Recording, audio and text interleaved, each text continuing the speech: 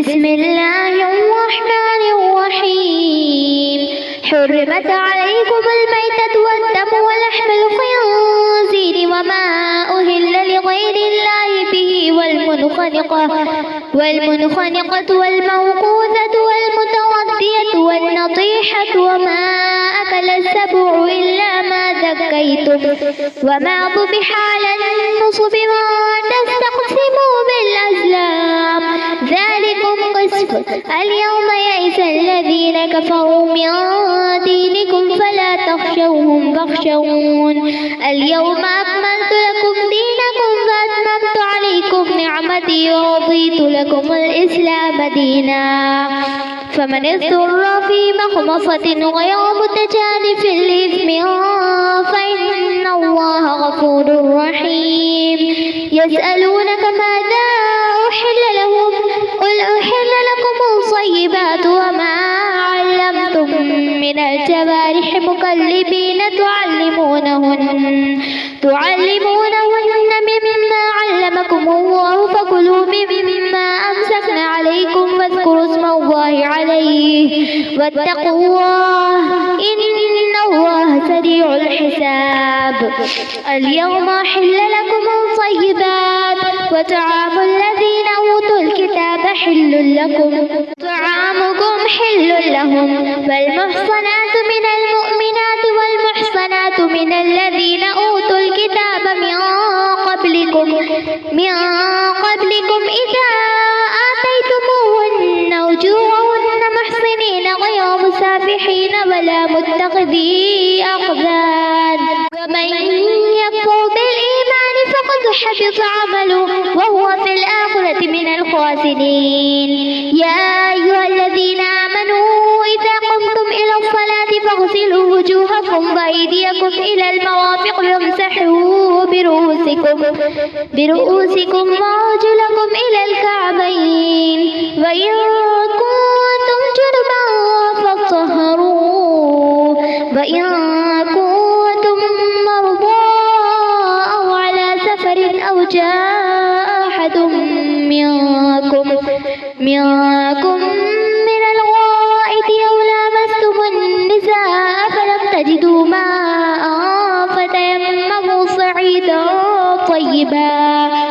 طيبا فامسحوا بوجوهكم وأيديكم منه ما يريد الله ليجعل عليكم من حرج ولكن يريد ليطهركم وليتم نعمته عليكم لعلكم تشكرون.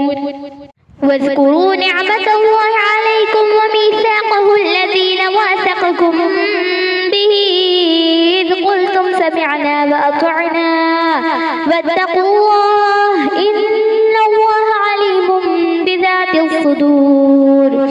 يا أيها الذين آمنوا كونوا قوامين لله شهداء بالقسط ولا يجرمنكم شنآن قوم على ألا تعدلوا اعدلوا أقرب للتقوى واتقوا الله إن الله خبير بما تعملون. وعد الله الذين آمنوا وعملوا الصالحات لهم مغفرة وأجر عظيم والذين كفروا وكذبوا بآياتنا أولئك أصحاب الجحيم. يا أيها الذين آمنوا اذكروا نعمة الله عليكم إذ هم قوم أن يبسطوا إليكم أيديهم فكف أيديهم عنكم واتقوا الله وعلى الله فليتوكل المؤمنون. ولقد أخذ الله ميثاق بني إسرائيل وبعثنا منهم 12 نقيبا فقال الله إني معكم لئن أقمتم الصلاة وآتيتم الزكاة وآمنتم برسلي وعزرتموهم وأقرضتم الله قرضا حسنا لأكفرن عنكم سيئاتكم ولأدخلنكم جنات تجري من تحتها الأنهار فمن كفر بعد ذلك منكم فقد ضل سواء سواء السبيل فبما نقضهم ميثاقهم لعناهم وجعلنا قلوبهم قاسية يحرفون الكلم عن مواضعه ونسوا حظا مما ذكروا به ولا تزال تطلع على خائنة منهم إلا قليلا منهم فاعف عنهم واصفح إن الله يحب المحسنين ومن الذين قالوا إنا نصارى أخذنا ميثاقهم فنسوا حظا مما ذكروا به فأغرينا بينهم العداوة والبغضاء إلى يوم القيامة فسوف ينبئهم الله بما كانوا يصنعون يا أهل الكتاب قد جاءكم رسولنا يبين لكم كثيرا مما كنتم تخفون من الكتاب ويعفو عن كثير قد جاءكم من الله نور وكتاب مبين يهدي به الله من اتبع رضوانه سبل السلام ويخرجهم من الظلمات إلى النور بإذنه ويهديهم إلى صراط مستقيم لقد كفر الذين قالوا إن الله هو المسيح ابن مريم قل فمن يملك من الله شيئا إن أراد أن يهلك المسيح ابن مريم وأمه وما في الأرض جميعا ولله ملك السماوات وما بينهما يخلق من يشاء والله على كل شيء قدير وقالت اليهود والنصارى نحن أبناء الله وأحباؤه قل فلم يعذبكم بذنوبكم بل أنتم بشر مما خلق يغفر لمن يشاء ويعذب من يشاء ولله ملك السماوات والأرض وما بينهما وإليه المصير يا أهل الكتاب قد جاءكم رسولنا يبين لكم على فترة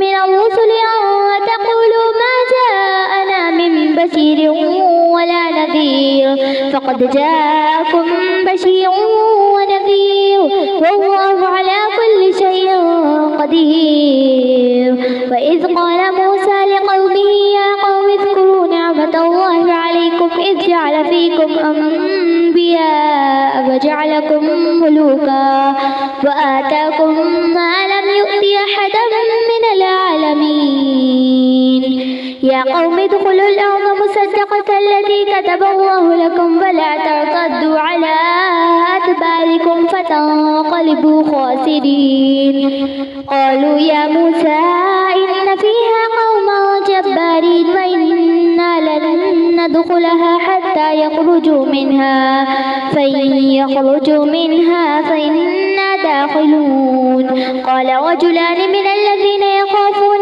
أنعم الله عليهم ادخلوا عليهم الباب فإذا دخلتموه فإنكم غالبون وعلى الله فليتوكلوا إن كنتم مؤمنين قالوا يا موسى إنا لن ندخلها أبدا ما داموا فيها فاذهب أنت وربك فقاتلا إنا هاهنا قاعدون قال رب إني لا أملك إلا نفسي وأخي فافرق بيننا وبين القوم الفاسقين قال إنها محرمة عليهم 40 سنة يطيهون في الأرض فلا تأس على القوم الفاسقين واتل عليهم نبأ ابني آدم بالحق إذ قربا قربانا فتقبل من أحدهما ولم يتقبل من الآخر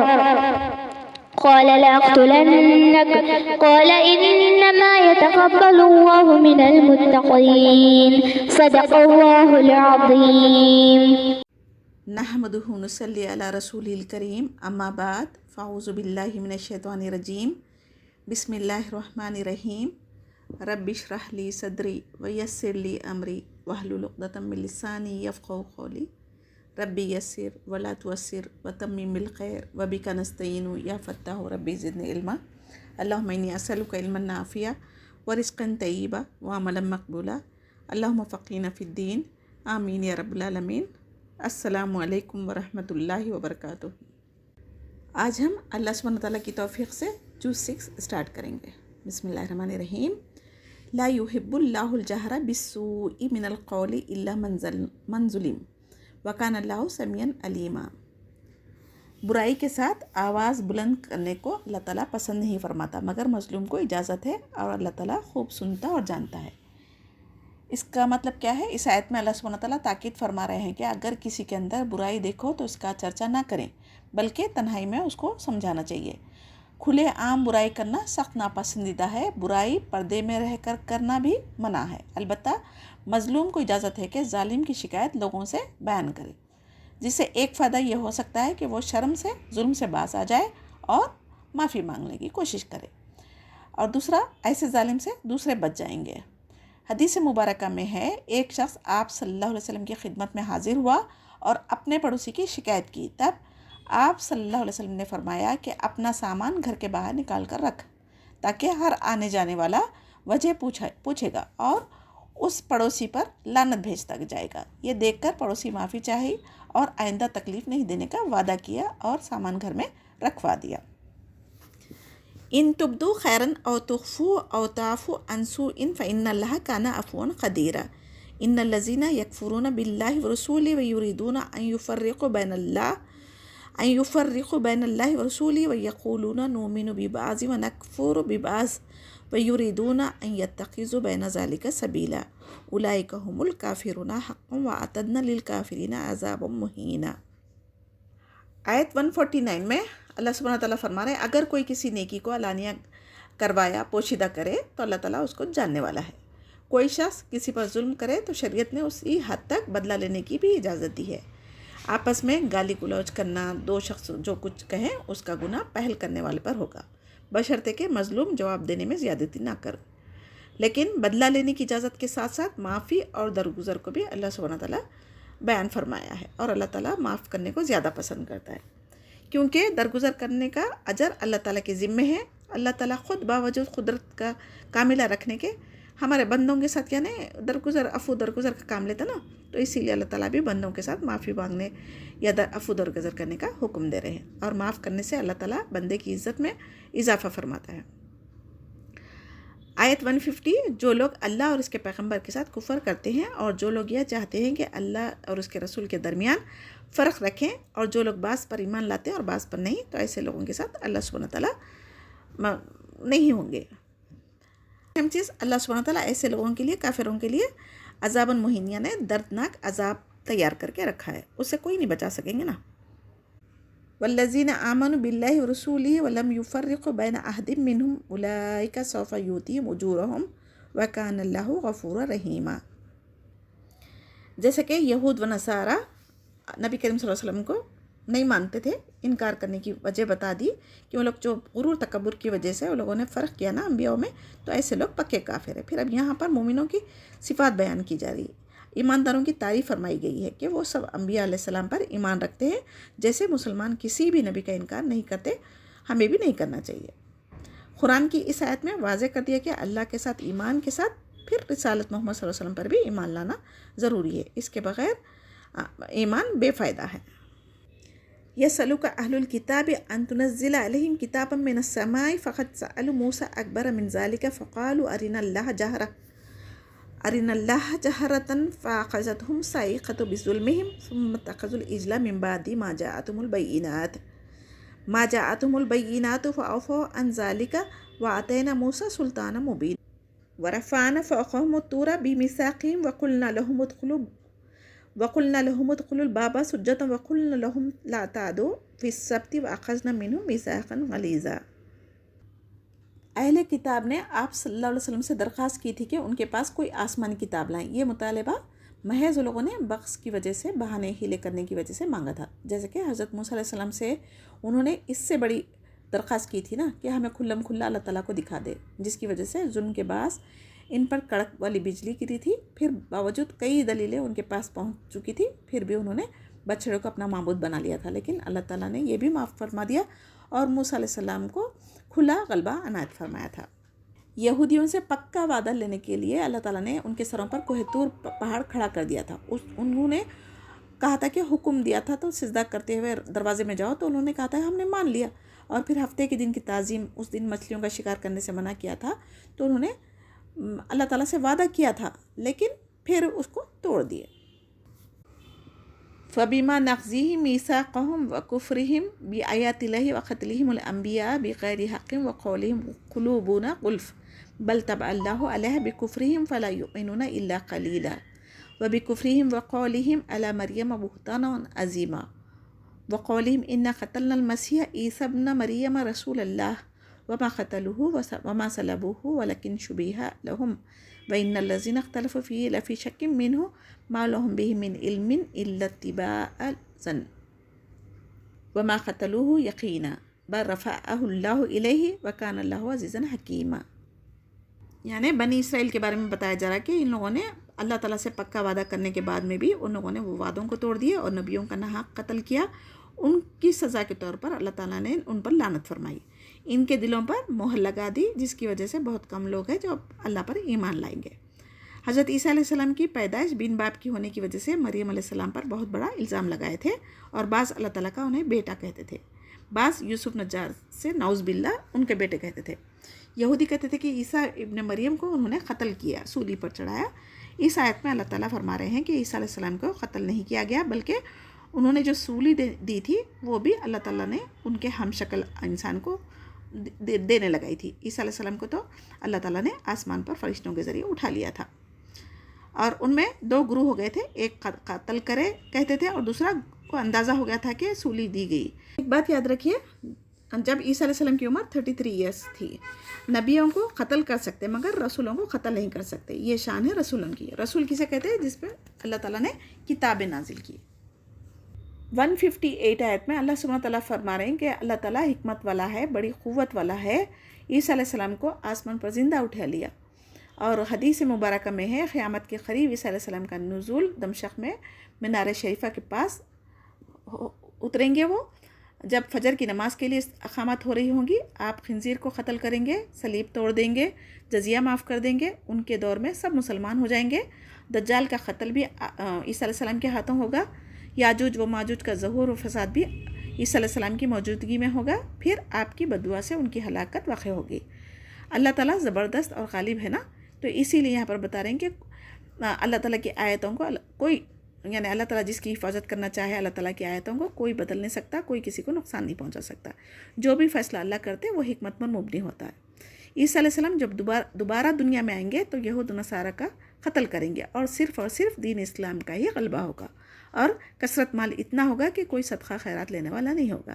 تو لہٰذا ہمیں ابھی صدقہ خیرات کر لینا چاہیے، کیونکہ ایسا وقت آئے گا جب کوئی لینے والا نہیں ہوگا، تو پھر ہم یہ نہیں کسی اجر سے محروم ہو جائیں گے نا۔ تو اہل کتاب میں ایک بھی ایسا نہ بچے گا کہ جو حضرت عیسیٰ علیہ السلام کی موت سے پہلے ان پر ایمان نہ لا چکے۔ قیامت کے دن عیسیٰ علیہ السلام کی پہلی زندگی کی حالت کے مطابق گواہی دیں گے۔ اس آیت میں ظلم کے بعض گناہوں کی وجہ سے پاکیزہ حلال چیزیں بھی ان پر حرام کر دی گئی تھی، کیونکہ یہ لوگ اللہ تعالیٰ کے راستے سے دوسروں کو بھی روکتے تھے۔ وَإِن مِّنْ أَهْلِ الْكِتَابِ إِلَّا لِيُؤْمِنَنَّ بِهِ قَبْلَ مَوْتِهِ وَيَوْمَ الْقِيَامَةِ يَكُونُ عَلَيْهِمْ شَهِيدًا فَبِظُلْمٍ مِّنَ الَّذِينَ هَادُوا حَرَّمْنَا عَلَيْهِمْ طَيِّبَاتٍ أُحِلَّتْ لَهُمْ وَبِصَدِّهِمْ عَن سَبِيلِ اللَّهِ كَثِيرًا وَأَخْذِهِمُ الرِّبَا وَقَدْ نُهُوا عَنْهُ وَأَكْلِهِمْ أَمْوَالَ النَّاسِ بِالْبَاطِلِ وَأَعْتَدْنَا لِلْكَافِرِينَ مِنْهُمْ عَذَابًا أَلِيمًا لَكِنِ الرَّاسِخُونَ فِي الْعِلْمِ مِنْهُمْ وَالْمُؤْمِنُونَ يُؤْمِنُونَ بِمَا أُنزِلَ إِلَيْكَ وَمَا أُنزِلَ مِنْ قَبْلِكَ وَالْمُقِيمِينَ الصَّلَاةَ وَالْمُؤْتُونَ الزَّكَاةَ وَالْمُؤْمِنُونَ بِاللَّهِ وَالْيَوْمِ الْآخِرِ أُولَئِكَ سَنُؤْتِيهِمْ أَجْرًا عَظِيمًا۔ 161 میں سود کو حرام کیا گیا نا، اس کے بارے میں کہا جا رہا ہے۔ اس پر اللہ سبحانہ تعالیٰ نے سخت وعید نازل کی، اس کے باوجود بھی لوگوں کا ناحق مال کھاتے تھے، لوگ مجبوراً ادا کرتے تھے، اور ایسے لوگ قیامت کے دن بہت ہی دردناک عذاب میں مبتلا رہیں گے۔ یعنی جو مالدار ہے وہ تو مال میں بڑھتے ہی جاتا، اور جو قرض لیا ہوا ہے وہ بیچارہ سود کی رقم دیتے دیتے وہ مفلسی کا ہی شکار ہوتا۔ تو اللہ سبحانہ تعالیٰ ایسے لوگوں کو سخت عذاب دینے والے ہیں۔ آگے عبداللہ بن سلام رضی اللہ تعالیٰ عنہ کے بارے میں جو یہودی میں سے مسلمان ہو گئے تھے اور تا قیامت تک اللہ تعالیٰ اور نبیوں اور رسولوں پر ایمان لانے والے اور تمام آسمانی کتابوں پر ایمان لانے والے تھے، تو نماز وقت پر ادا کرنا، زکوٰۃ ادا کرنا، اللہ تعالیٰ کے ساتھ کسی کو شریک نہیں ٹھہرنا اور قیامت کے دن جزا و سزا کا یقین رکھنا، اللہ تعالیٰ ایسے لوگوں کو اجر عظیم دینے والا ہے۔ اِنَّا أَوْحَيْنَا إِلَيْكَ كَمَا أَوْحَيْنَا إِلَى نُوحٍ وَنَبِيِّنَا مِن بَعْدِ وَأَوْحَيْنَا إِلَى إِبْرَاهِيمَ وَإِسْمَاعِيلَ وَإِسْحَاقَ وَيَعْقُوبَ وَالْأَسْبَاطِ وَعِيسَىٰ وَأَيُّوبَ وَيُونُسَ وَهَارُونَ وَسُلَيْمَانَ وَآتَيْنَا دَاوُودَ زَبُورًا۔ اس آیت میں اللہ تعالیٰ فرما رہے ہیں کہ موسیٰ علیہ السلام کے بعد کسی انسان پر اللہ تعالیٰ نے کچھ نازل نہیں کیا۔ بعض لوگوں کا خیال تھا کہ اس موسیٰ علیہ السلام کے بعد کسی اور پر بھی کچھ اللہ تعالیٰ کی آسمانی صحف یا کتابیں نازل ہوئی، تو اس پر اللہ تعالیٰ نے یہ آیت نازل فرمائی جس سے آپ صلی اللہ علیہ وسلم کی تصدیق کی گئی ہے اور پچھلے نبیوں اور رسولوں کا بھی ذکر کیا گیا۔ اور زبور جو داؤد علیہ السلام پر نازل کی گئی تھی، نوح علیہ السلام، ابراہیم علیہ السلام، اسماعیل علیہ السلام، اسحاق علیہ السلام، یعقوب علیہ السلام اور ان کی اولاد پر، عیسیٰ علیہ السلام، ایوب علیہ السلام، یونس علیہ السلام، ہارون علیہ السلام، سلیمان علیہ السلام اور داؤد علیہ السلام کا ذکر ہے اس آیتوں میں۔ رسولا قد قصصناهم عليك من قبل ورسولا لم نقصصهم عليك وكلم الله موسى تكليما رسلا مبشرين ومنذرين لئلا يكون للناس على الله حجة بعد الرسل وكان الله عزيزا حكيما لكن الله يشهد بما أنزل إليك أنزله بعلمه والملائكة يشهدون وكفى بالله شهيدا إن الذين كفروا وصدوا عن سبيل الله قد ضلوا ضلالا بعيدا۔ آیت 164 میں اللہ سبحانہ تعالیٰ کے رسول ہے نبی کریم صلی اللہ علیہ وسلم بتانے کے لیے یہی بات کافی ہے کہ پچھلے جو واقعات ہے جس کا ذکر ہمیں نہیں تھا، نبی کریم صلی اللہ علیہ وسلم کو بھی نہیں تھا اس کا علم، لیکن قرآن کے ذریعے اللہ سبحانہ تعالیٰ نے نبیوں کا ذکر کیا یہاں پر، اور 24 یا 25 نبی کا ذکر قرآن میں ہے، تو وہ سب کے نام اللہ سبحانہ تعالیٰ نے کس کے ذریعے بتائے؟ وحی کے ذریعے۔ موسیٰ علیہ السلام کو وہ خاص صفت بیان کی گئی ہے جو دوسرے انبیاء سے ممتاز ہے، وہ اللہ تعالیٰ سے ہم کلام ہوئے تھے، لیکن ہمیں کسی بھی نبیوں کو کسی پر فوقیت دینا جائز نہیں ہے۔ اللہ سبحانہ تعالیٰ کی حکمت ہے جو رسول بنا کر دنیا میں بھیجنے کی یہاں پر بیان کیا جا رہا ہے، جو ہمیں اللہ تعالیٰ کے احکامات اس پر عمل کرنے پر اجر اور نافرمانی کرنے پر اللہ کا عذاب سے آگاہ کر دے تاکہ کسی پر ظلم نہ کیا جائے اور اللہ تعالیٰ پر کوئی الزام نہ لگا سکے۔ تو ایمان والوں کو جنت کی خوشخبری دینا اور کافروں کو اللہ کے عذاب اور بھڑکتی ہوئی جہنم سے ڈرانا، یہ ہر نبیوں کا کام رہا ہے۔ نبیوں کا سلسلہ اس لیے اللہ تعالیٰ قائم فرمایا کہ کسی کو یہ عذر باقی نہ رہے کہ ہمیں تیرا پیغام نہیں پہنچا۔ آپ صلی اللہ علیہ وسلم کے بعد قیامت تک کوئی نبی نہیں آئیں گے، لہٰذا ہم امتیوں کی ذمہ داری ہے کہ دین کی باتیں سیکھیں اور دوسروں کو دین کی دعوت اور تعلیم دیں، چاہے وہ ایک آیت کیوں نہ ہو۔ اور اللہ سبحانہ تعالیٰ خود اس بات کی گواہی دیں گے کہ یہ قرآن اللہ تعالیٰ کی طرف سے ہے اور فرشتے بھی اس کے گواہ ہے۔ بطور گواہ اللہ تعالیٰ ہی کافی ہے، لیکن پھر بھی انسانوں کی تسلی کے لیے قیامت والے دن انسان بھی گواہی دیں گے۔ ان الذين كفروا وصدوا عن سبيل الله قد ضلوا ضلالا بعيدا ان الذين كفروا وظلموا لم يكن الله ليغفر لهم ولا ليهديهم طريقا الا طريق جهنم خالدين فيها ابدا وكان ذلك على الله يسيرا۔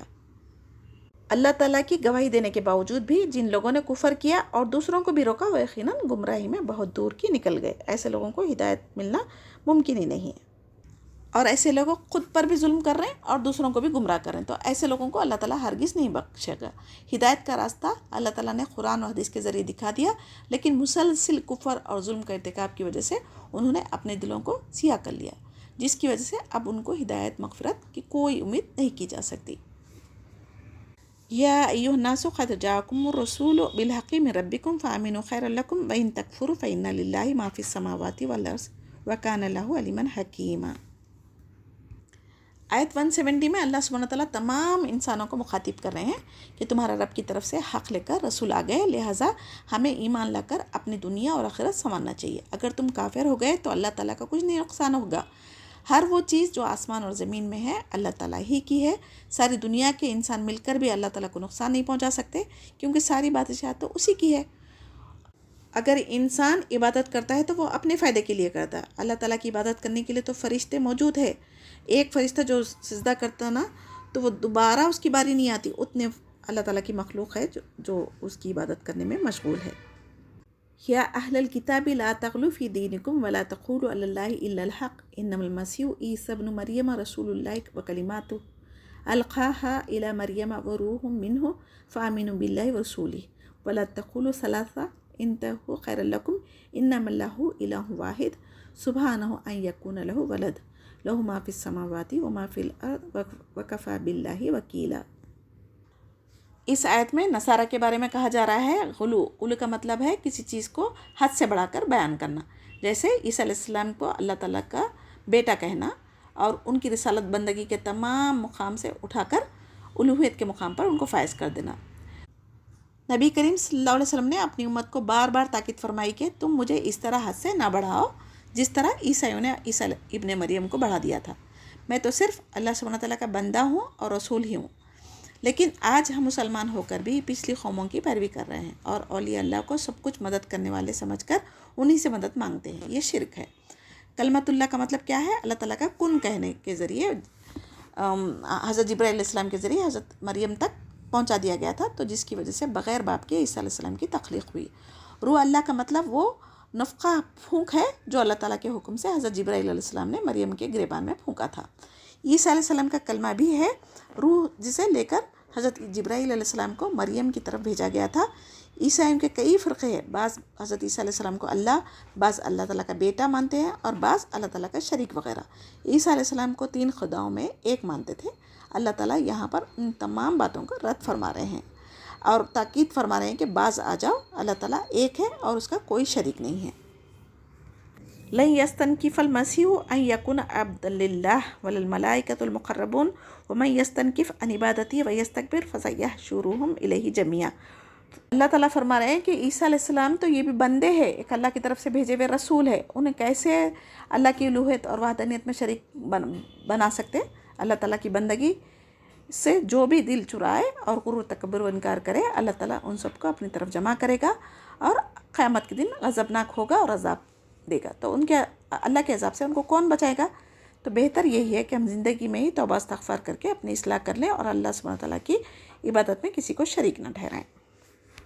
فَأَمَّا الَّذِينَ آمَنُوا وَعَمِلُوا الصَّالِحَاتِ فَيُوَفِّيهِمْ أُجُورَهُمْ وَيُزِيدُهُم مِّن فَضْلِهِ وَأَمَّا الَّذِينَ اسْتَنكَفُوا وَاسْتَكْبَرُوا فَيُعَذِّبُهُمْ عَذَابًا أَلِيمًا وَلَا يَجِدُونَ لَهُم مِّن دُونِ اللَّهِ وَلِيًّا وَلَا نَصِيرًا يَا أَيُّهَا النَّاسُ قَدْ جَاءَكُم بُرْهَانٌ مِّن رَّبِّكُمْ وَأَنزَلْنَا إِلَيْكُمْ نُورًا مُّبِينًا فَأَمَّا الَّذِينَ آمَنُوا بِاللَّهِ وَاعْتَصَمُوا بِهِ فَسَيُدْخِلُهُمْ فِي رَحْمَةٍ مِّنْهُ وَفَضْلٍ وَيَهْدِيهِمْ إِلَيْهِ صِرَاطًا مُّسْتَقِيمًا۔ جو اللہ تعالیٰ پر ایمان لائے اور نیک عمل کیے ان کو پورا اجر و ثواب دیا جائے گا۔ اللہ تعالیٰ ایمان والوں کو اور بڑھا کر بھی دینے پر قادر ہے، اور جو کفر کریں گے، سرکشی کریں گے، انہیں دردناک عذاب ہے، اور آخرت میں اپنے لیے کوئی حمایتی نہیں پائیں گے یا ان کی کوئی مدد کریں گا۔ اللہ تعالیٰ ہمیں مرنے سے قبل سچی توبہ کرنے کی توفیق عطا فرمائے۔ یا برہان سے کیا مراد ہے؟ ایسی دلیل جس کے بعد کسی کو کوئی شک کی یا عذر کی گنجائش نہ باقی رہے۔ اللہ تعالیٰ بندوں کو مخاطب فرما رہے ہیں کہ اللہ تعالیٰ کی طرف سے آسمانی کتابیں، خاص طور پر قرآن کریم نازل کی، جو کفر و شرک کی تاریکیوں میں سے نکال کر ہمیں ہدایت کا نور عطا کرتی ہے۔ جو لوگ اللہ تعالیٰ پر ایمان لائے اور اسے مضبوط پکڑ لیا، یعنی اللہ تعالیٰ اور رسول کی اطاعت کی، اپنی زندگی ایک غلام کی طرح گزارے اور وہ صراط المستقیم پر چلنا چاہتے ہیں، تو انہیں اللہ تعالیٰ آسان کر دیتا ہے اور ان قریب اپنی رحمت اور فضل میں لے لے گا۔ دونوں جہاں میں مومن ہی کامیاب رہیں گے۔ یستفتونک قل اللہ یفتیکم فی الکلالہ ان امرؤ ہلک لیس لہ ولد ولہ اخت فلہا نصف ما ترک وہو یرثها ان لم یکن لہا ولد فإن كانت اثنتین فلہما الثلثان مما ترک وإن كانوا إخوة رجالا ونساء فللذکر مثل حظ الأنثیین یبین اللہ لکم ان تضلوا واللہ بکل شیء علیم۔ اس آیت میں کلالہ کے بارے میں اللہ تعالیٰ خود فتویٰ دیتے ہیں کہ کلالہ کا مطلب کیا ہے؟ جس کا باپ ہو نہ ماں اور نہ ہی کوئی اولاد۔ اگر اولاد نہ ہو مگر باپ ہو تو وہ کلالہ نہیں کہلاتا، تمام مال ماں باپ کا ہی ہوتا ہے۔ الحمدللہ یہاں پر سورہ نساء ختم ہوتی ہے۔ ابھی اللہ سبحانہ تعالیٰ کی توفیق سے ہم سورہ المائدہ شروع کریں گے انشاءاللہ۔ بسم اللہ الرحمن الرحیم۔ یا ایھا الذین آمنوا اوفوا بالعقود احلت لکم بہیمۃ الانعام الی ما یتلی علیکم غیر محل الصید وانتم حرم ان اللہ یحکم ما یرید۔ اس آیت میں ایمان والوں کو اللہ تعالیٰ مخاطب فرما رہے ہیں اور عہد و پیمان کو پورا کرنے کا حکم دے رہے ہیں۔ اللہ تعالیٰ مویشی چوپائے جو حلال کیے ہیں ان کی تفصیل بھی اس صورت میں بیان کی گئی ہے۔ یا ایھا الذین آمنوا لا تحلوا شعائر اللہ ولا الشہر الحرام ولا الہدی ولا القلائد ولا آمین البیت الحرام یبتغون فضلا من ربہم ورضوانا وإذا حللتم فاصطادوا ولا یجرمنکم شنآن قوم ان صدوکم عن المسجد الحرام ان تعتدوا وتعاونوا علی البر والتقوی ولا تعاونوا علی الاثم والعدوان واتقوا اللہ ان اللہ شدید العقاب۔ یہاں پر ایمان والوں کو مخاطب فرما کر پھر سے تاکید کی جا رہی ہے کہ حج و عمرہ کی ادائیگی میں کسی کے درمیان رکاوٹ مت بنو اور حرمت والے 4 مہینوں کی تعظیم کرو، یعنی رجب، ذی القعدہ، ذی الحج، محرم، یہ 4 حرمت والے مہینے ہیں۔ اس میں اگر کوئی عمرہ کرنے کے لیے مکہ جا رہے ہیں تو وہاں پر کسی کو روکنے سے منع کیا جا رہا ہے، جیسا کہ صلح حدیبیہ کے وقت میں مکہ والوں نے عمرہ کرنے سے روک دیا تھا۔ پھر 8 ہجری میں رمضان میں مکہ مکرمہ فتح ہوا، اس کے بعد مسلمانوں نے کافروں کو معاف کر دیے تھے نبی کریم صلی اللہ علیہ وسلم، اور اس وقت یہ آیت نازل ہوئی تھی۔ اس آیت میں ایک نہایت اہم اصول امت محمدیہ کو دیا گیا جو ایک مسلمان کے لیے قدم قدم پر رہنمائی کرتا ہے، بشرطے کہ ہم عمل کریں۔ دشمن کے ساتھ بھی عفو و درگزر کی تعلیمات ہم مسلمانوں کو قرآن میں دی گئی ہے، کیونکہ یہ لوگوں نے عمرہ سے روکا تھا نا، تو جب مکہ فتح ہوا تو مسلمان چاہ رہے تھے کہ اس کا بدلہ لیں، لیکن اللہ سبحانہ تعالیٰ اس کے ذریعے کہہ دیے کہ کافر کو معاف کر دو، اور تو مطلب معاف کرنا اللہ تعالیٰ کو بہت زیادہ پسند ہے۔ ہم اللہ کی رضا کے لیے جب معاف کرتے ہیں تو اللہ سبحانہ تعالیٰ ہمارے بھی گناہوں کو معاف کرنے والا ہے، تو ہمیں بھی کیا کرنا چاہیے؟ درگزر سے کام لینا چاہیے، عفو درگزر۔ حرمت علیکم المیتۃ والدم ولحم الخنزیر وما اہل لغیر اللہ بہ والمنخنقات والموقوذات والمتردیات والناطحات وما اکل السبوع الا ما زکیتم وما ذبیح علی النصوب وان تستقسموا بالازلام ذالکم فسق الیوم یئس الذین کفروا من دینکم فلا تخشوہم واخشونی الیوم اکملت لکم دینکم واتممت علیکم نعمتی ورضیت لکم الاسلام دینا فمن اضطر فی مخمصات غیر متجانف للاسم فإن اللہ غفور رحیم۔ اللہ سبحانہ تعالیٰ نے جو چیزیں مومنوں پر حرام کی اس کا ذکر کیا گیا ہے یہاں پر۔ مردار، خون، خنزیر کا گوشت جس پر غیر اللہ کا نام لیا جائے، گلا گھٹ کے مرا ہوا جانور جو کسی مار یا چوٹ کی وجہ سے مرا ہو، جو اونچی جگہ سے گر کر مرا ہو، جو کسی کے سینگ مارنے سے مرا ہو، جسے کوئی درندے نے پھاڑ کھایا ہو، جو کسی کے سینگ کے مارنے سے مرا ہو، یہ ساری چیزیں آستانوں پر، درگاہوں پر ذبح کیے جانے والے یہ ساری چیزوں کو اللہ تعالیٰ نے حرام کہا ہے۔ جو فال نکالنے کے لیے تیریں استعمال ہوتی تھی اس سے بھی شکار کرتے تھے، تو اس سے بھی اللہ تعالیٰ نے منع فرمایا ہے۔ مسلمانوں کو یہاں پر تاکید فرمائی گئی ہے کہ صرف اور صرف اللہ سے ڈرو اور کافروں سے نہیں ڈرنا چاہیے۔ جب انسان کو بھوک کی حالت میں اس کی موت واقع ہونے کا خطرہ ہے تب اپنی جان بچانے کے لیے تھوڑا سا کھا سکتا، لیکن اس کا مقصد یہ نہیں ہونا کہ اللہ تعالیٰ کی نافرمانی کرے۔ اور الیوم اکملت لکم دینکم واتممت علیکم نعمتی ورضیت لکم الاسلام دینا، آج میں نے تمہارے لیے دین کو کامل کر دیا اور تم پر اپنا انعام بھرپور کر دیا اور تمہارے لیے اسلام کے دین ہونے پر رضامند ہو گیا۔ یہ آخری آیت نازل ہوئی۔ اب قرآن کی یہ آخری آیت سے کیا ظاہر ہو رہا؟ قیامت تک اب کوئی شریعت آنے والی نہیں ہے، ہمارا دین مکمل ہو چکا ہے، اسی پر ہمیں عمل کرنا چاہیے۔ یسألونک ماذا احل لہم قل احل لکم الطیبات وما علمتم من الجوارح ومکلبین تعلمونہن مما علمکم اللہ فکلوا مما امسکنا علیکم واذکروا اسم اللہ علیہ واتقوا اللہ ان اللہ سریع الحساب۔ اور پھر یہ جانور مالک کے آنے تک اس میں سے کچھ نہ کھائے، ویسا ٹرین کیا ہوا ہو تب ہمارے لیے جائز ہے، ورنہ حرام ہے یہ۔ اللہ تعالیٰ ہر حال میں، یعنی اکیلے میں ہو یا سب کے سامنے ہو، ہمیں ڈرنا کسے چاہیے؟ اللہ سبحانہ تعالیٰ سے ڈرنا چاہیے۔ یوم احل لکم الطیبات وطعام الذین اوتوا الکتاب حل لکم وطعامکم حل لہم والمحصنات من المؤمنات والمحصنات من الذین اوتوا الکتاب من قبلکم اذا آتیتموہن اجورہن محسنین غیر مسافحین ولا متخذی اخدان ومن یکفر بالایمان فقد حبط عملہ وہو فی الآخرۃ من الخاسرین۔ اہل کتاب کا ذبیحہ جس کا خون بہہ گیا ہو وہ حلال ہوگا، جھٹکے کا گوشت ہمارے لیے حرام ہے۔ اہل کتاب کی عورتوں میں جو پاک دامن ہو تو نکاح کیا جا سکتا ہے، اور مہر ادا کیا جائے اور زنا و بدکاری سے بچنا چاہیے۔ جو ایمان کے ساتھ کفر کرے اس کے عمل برباد ہو گئے۔ آج کے دور میں مسلمان کی عورتیں چھوڑ کر اہل کتاب سے نکاح کرنا مناسب نہیں ہے، ان کی وجہ سے ایمان کو نقصان ہونے کے خطرات ہیں اور نسلیں بگڑنے کی بھی چانسز ہے۔ یا ایھا الذین آمنوا اذا قمتم الی الصلاۃ فاغسلوا وجوہکم وایدیکم الی المرافق وامسحوا برؤوسکم وارجلکم الی الکعبین وإن کنتم جنبا فطہروا وإن کنتم مرضی او علی سفر او جاء احد منکم من الغائط او لمستم النساء فلم تجدوا ماء فتیمموا صعیدا طیبا فامسحوا بوجوہکم وایدیکم منہ ما یرید اللہ لیجعل علیکم من حرج ولکن یرید لیطہرکم ولیتم نعمتہ علیکم لعلکم تشکرون واذکروا نعمت اللہ علیکم ومیثاقہ الذی وثقکم بہ اذ قلتم سمعنا واطعنا واتقوا اللہ ان اللہ علیم بذات الصدور۔ آیت 6 میں اللہ تعالیٰ ایمان والوں کو مخاطب فرما رہے ہیں اور کہہ رہے ہیں کہ جب تم نماز کے لیے اٹھو تو اپنے منہ ہاتھ دھو لو، یعنی وضو کر لو۔ ہر نماز کے لیے تازہ وضو کرنا بہتر ہے۔ وضو سے پہلے بسم اللہ پڑھنا چاہیے۔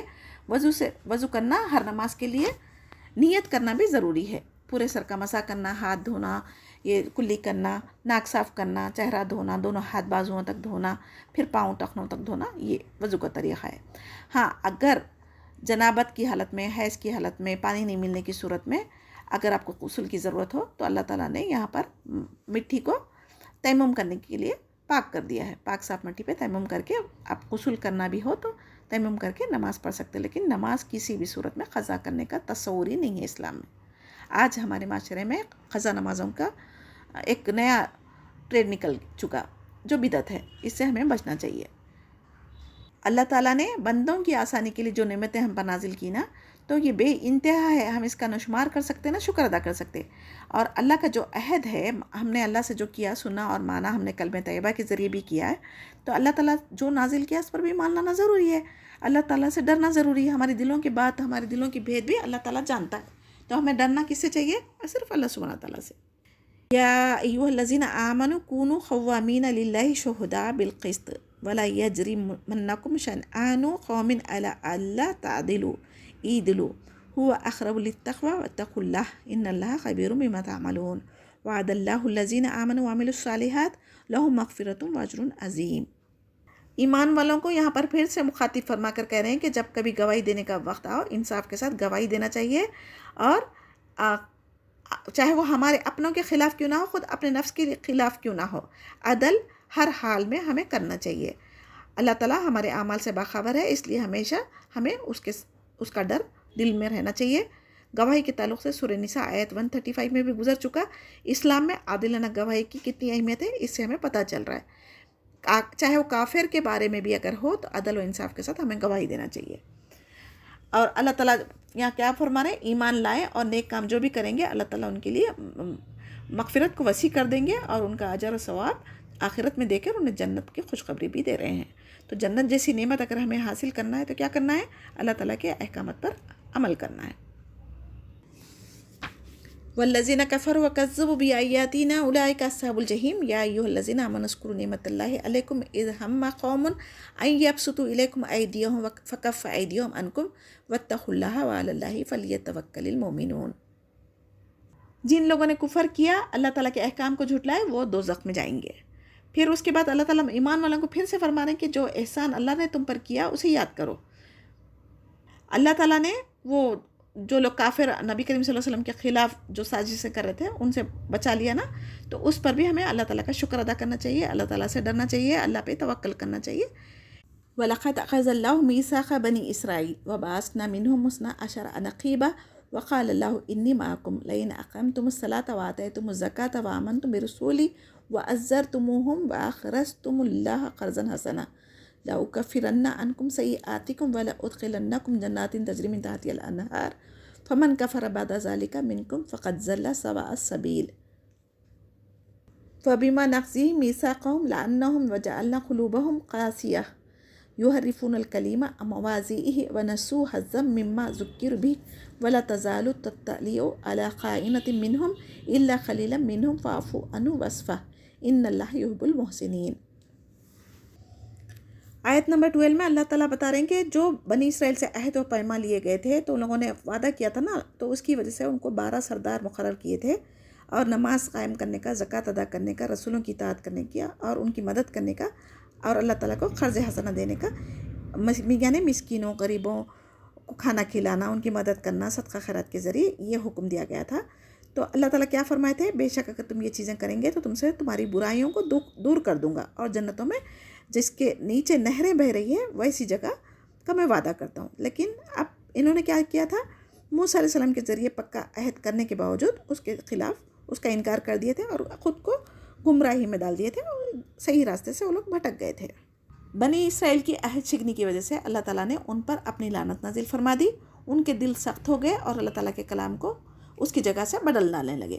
جو کچھ انہوں نے نصیحت کی گئی تھی اس کا بہت بڑا حصہ ان لوگوں نے بھلا بیٹھے تھے۔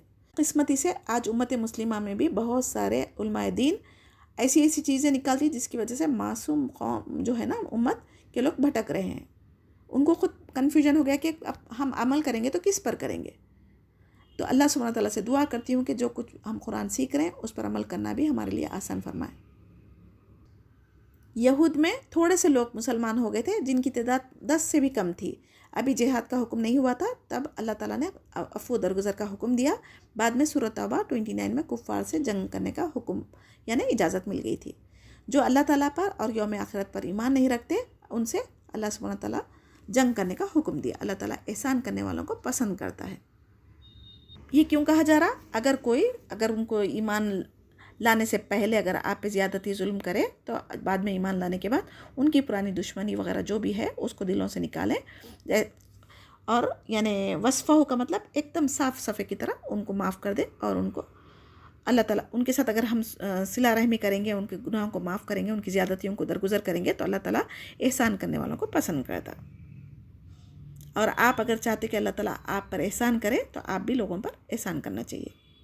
وَمِنَ الَّذِينَ قَالُوا إِنَّا نَصَارَىٰ أَخَذْنَا مِيثَاقَهُمْ فَنَسُوا حَظًّا مِّمَّا ذُكِّرُوا بِهِ فَأَغْرَيْنَا بَيْنَهُمُ الْعَدَاوَةَ وَالْبَغْضَاءَ إِلَىٰ يَوْمِ الْقِيَامَةِ وَسَوْفَ يُنَبِّئُهُمُ اللَّهُ بِمَا كَانُوا يَصْنَعُونَ يَا أَهْلَ الْكِتَابِ قَدْ جَاءَكُمْ رُسُولُنَا يُبَيِّنُ لَكُمْ كَثِيرًا مِّمَّا كُنتُمْ تُخْفُونَ مِنَ الْكِتَابِ وَيَعْفُو عَن كَثِيرٍ قَدْ جَاءَكُم مِّنَ اللَّهِ نُورٌ وَكِتَابٌ مُّبِينٌ يهدي به الله من اتبع رضوانه سبل السلام ويخرجهم من الظلمات إلى النور بإذنه ويهديهم إلى صراط مستقيم لقد كفر الذين قالوا إن الله هو المسيح ابن مريم قل فمن يملك من الله شيئا إن أراد أن يهلك المسيح ابن مريم وأمه ومن في الأرض جميعا وَلِلَّهِ مُلْكُ السَّمَاوَاتِ وَالْأَرْضِ وَمَا بَيْنَهُمَا يَخْلُقُ مَا يَشَاءُ وَاللَّهُ عَلَىٰ كُلِّ شَيْءٍ قَدِيرٌ۔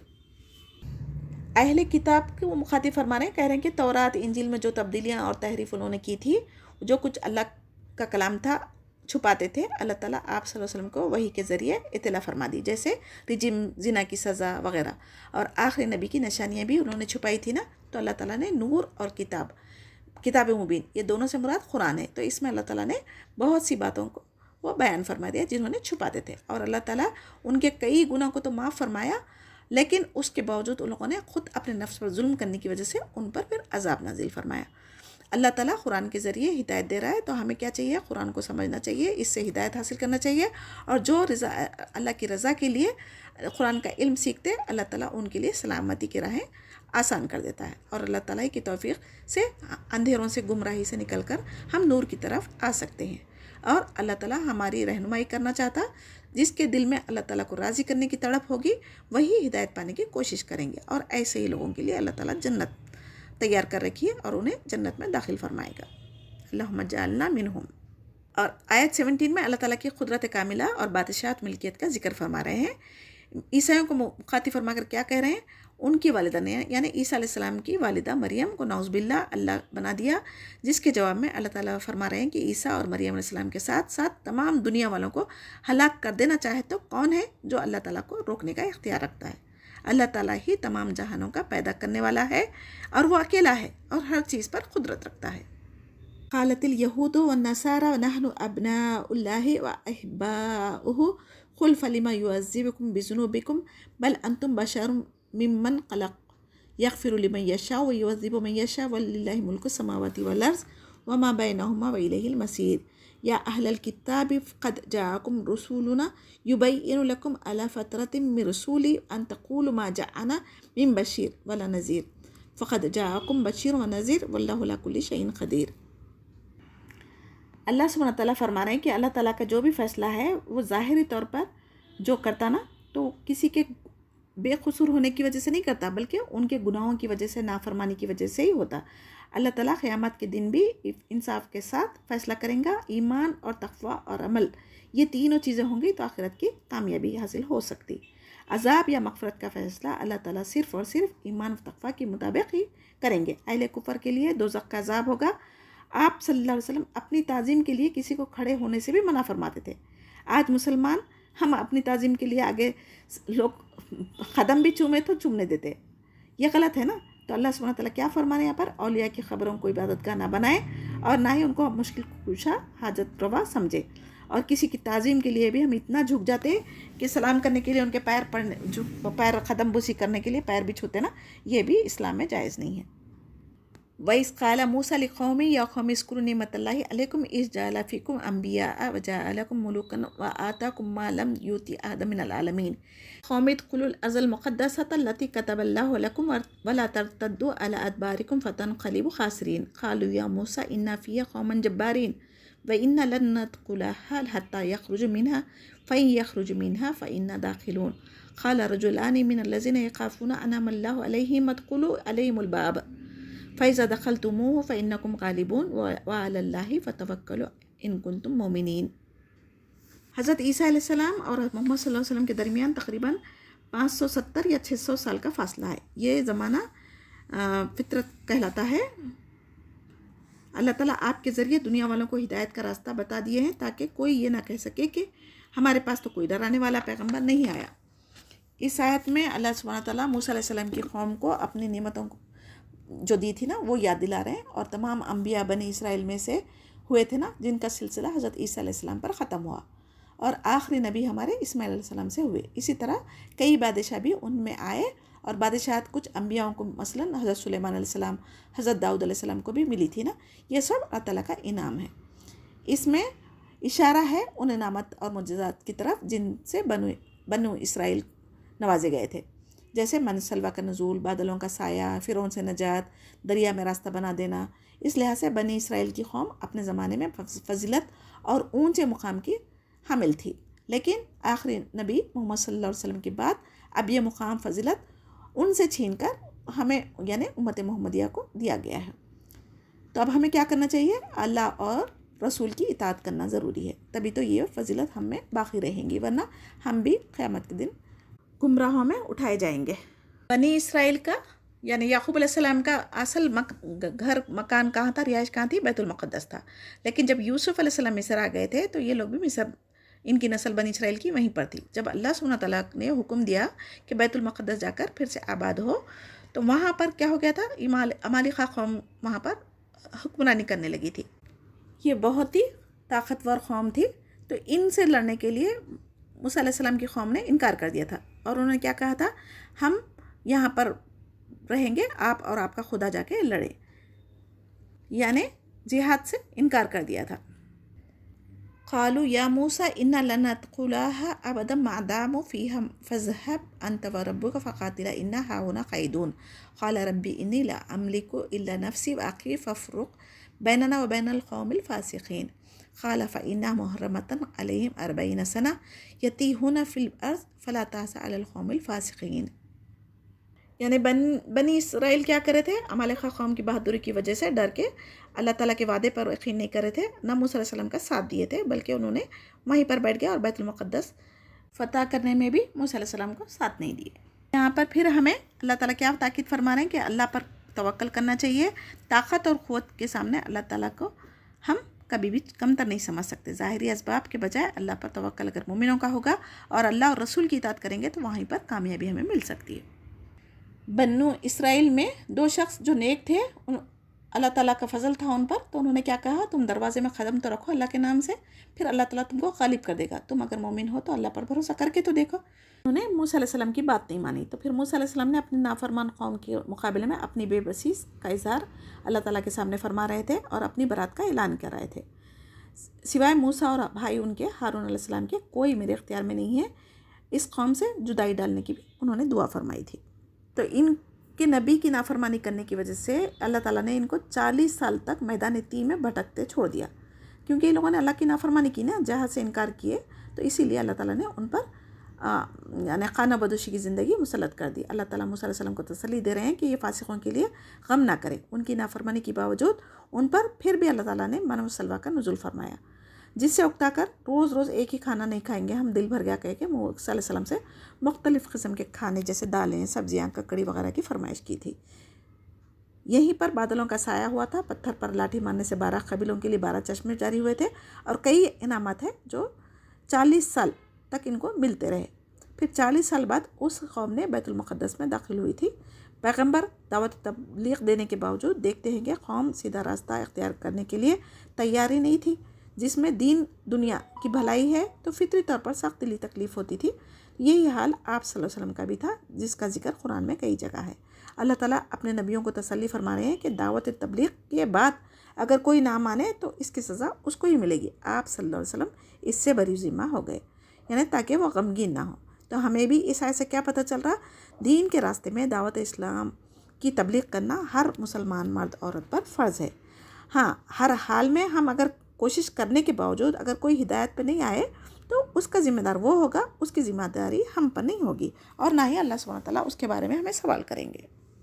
وَاتْلُ عَلَيْهِمْ نَبَأَ ابْنَ آدَمَ بِالْحَقِّ إِذْ قَرَّبَا قُرْبَانًا فَتُقُبِّلَ مِنْ أَحَدِهِمَا وَلَمْ يُتَقَبَّلْ مِنَ الْآخَرِ قَالَ لَأَقْتُلَنَّكَ قَالَ إِنَّمَا يَتَقَبَّلُ اللَّهُ مِنَ الْمُتَّقِينَ لَئِن بَسَطتَ إِلَيَّ يَدَكَ لِتَقْتُلَنِي مَا أَنَا بِبَاسِطٍ يَدِيَّ إِلَيْكَ لِأَقْتُلَكَ إِنِّي أَخَافُ اللَّهَ رَبَّ الْعَالَمِينَ إِنِّي أُرِيدُ أَن تَبُوءَ بِإِثْمِي وَإِثْمِكَ فَتَكُونَ مِنَ أَصْحَابِ النَّارِ وَذَلِكَ جَزَاءُ الظَّالِمِينَ فَطَوَّعَتْ لَهُ نَفْسُهُ قَتْلَ أَخِيهِ فَقَتَلَهُ فَأَصْبَحَ مِنَ الْخَاسِرِينَ فَبَعَثَ اللَّهُ غُرَابًا يَبْحَثُ فِي الْأَرْضِ لِيُرِيَهُ كَيْفَ يُوَارِي سَوْءَةَ أَخِيهِ قَالَ يَا وَيْلَتَى أَعَجَزْتُ أَنْ أَكُونَ مِثْلَ هَذَا الْغُرَابِ فَأُوَارِيَ سَوْءَةَ أَخِي فَأَصْبَحَ مِنَ النَّادِمِينَ۔ آیت 27 میں آدم علیہ السلام کے دونوں بیٹے حابل اور قابل کا ذکر فرمایا گیا۔ ابتدائی دور میں آدم علیہ السلام کے 2 جوڑواں لڑکا لڑکی پیدا ہوتے تھے، ایک حمل سے جو بیٹی بیٹا ہوتا تھا ان کا نکاح دوسرے حمل والے بیٹا اور بیٹی کے ساتھ کیا جاتا تھا، لیکن قابل نے اپنی نیت خراب کی اور اپنی ہی بہن سے جو خوبصورت تھی نکاح کرنا چاہتا تھا، تو آدم علیہ السلام کو کے لاکھ سمجھانے پر بھی وہ نہیں مانا۔ تب مشورہ دیا گیا کہ تم دونوں نے اللہ تعالیٰ کی راہ میں نظر مانو، جس کی قربانی قبول ہوگی وہ اس لڑکی سے نکاح کرے گا۔ تو حابل کی قربانی قبول ہو گئی، آسمان سے آگ آ کر نکل جاتی تھی وہ، تو اس کا مطلب تھا نظر قبول ہوگی۔ تو قابل کہنے لگا میں تجھے قتل کروں گا، اور حابل نے کہا اللہ تعالیٰ تقوی والوں کا ہی عمل قبول کرتا ہے، یعنی قابل حسد کا شکار ہو گیا۔ نے کہا اگر تو میرے قتل کے لیے ہاتھ بڑھائے گا تب بھی میں اپنا ہاتھ تیرے قتل کے لیے نہیں اٹھاؤں گا، کیونکہ میں اللہ تعالیٰ سے ڈرتا ہوں۔ یہ سب سے پہلا قتل تھا زمین میں۔ اب جتنے بھی قتل قیامت تک ہوں گے ان سب کا عذاب کس کو ہوگا؟ قابل کو ہوگا، کیونکہ اسی نے پہلا قتل کی بنیاد ڈالی نا۔ تو نیکی کا بھی اگر ہم کوئی بنیاد ڈال کے جاتے ہیں تو اس کو نیکی کو لوگ کرتے جائیں گے تو ان کے اجر میں اللہ تعالیٰ کمی نہیں کریں گے، بلکہ ہمارے لیے بھی وہ نیکیوں میں صدقہ جاریہ بنے گا۔ حابل نے کہا میرا اور تیرا دونوں کا گناہ تیرے ہی سر ہو جائے گا اور دوزخ میں چلا جائے گا۔ تو حدیث میں ہے کہ قاتل اور مقتول دونوں جہنم میں جائیں گے۔ صحابہ اکرام نے آپ صلی اللہ علیہ وسلم سے کہا قاتل کے جہنم میں جانا تو سمجھ میں آتا ہے، لیکن مقتول کیوں جہنم میں جائے گا؟ تو آپ صلی اللہ علیہ وسلم نے فرمایا اس لیے کہ وہ بھی اپنے ساتھی کو قتل کرنے کی حریص کوشش کر رہا تھا نا، اگر اس کے ہاتھ سے اگر قتل ہو جاتا تو پھر وہ بھی تو گناہ گار تھا نا۔ حابل نے حسد کی وجہ سے اپنے بھائی حابل کا قتل کرنے پر آمادہ ہو گیا اور قتل کر دیا۔ یہ دنیا کا سب سے پہلا قتل تھا نا، تو قیامت تک جو بھی قتل کریں گے ان سب کا گناہ حابل کو ضرور ہوگا، کیونکہ اس نے بنیاد ڈالی تھی۔ اور حسد کی وجہ سے انسان ہر رشتہ ناتا سب بھول جاتا ہے، اس لیے حاسدوں کے حسد سے بچنے کی دعا بھی ہمیں قرآن میں سکھائی گئی ہے۔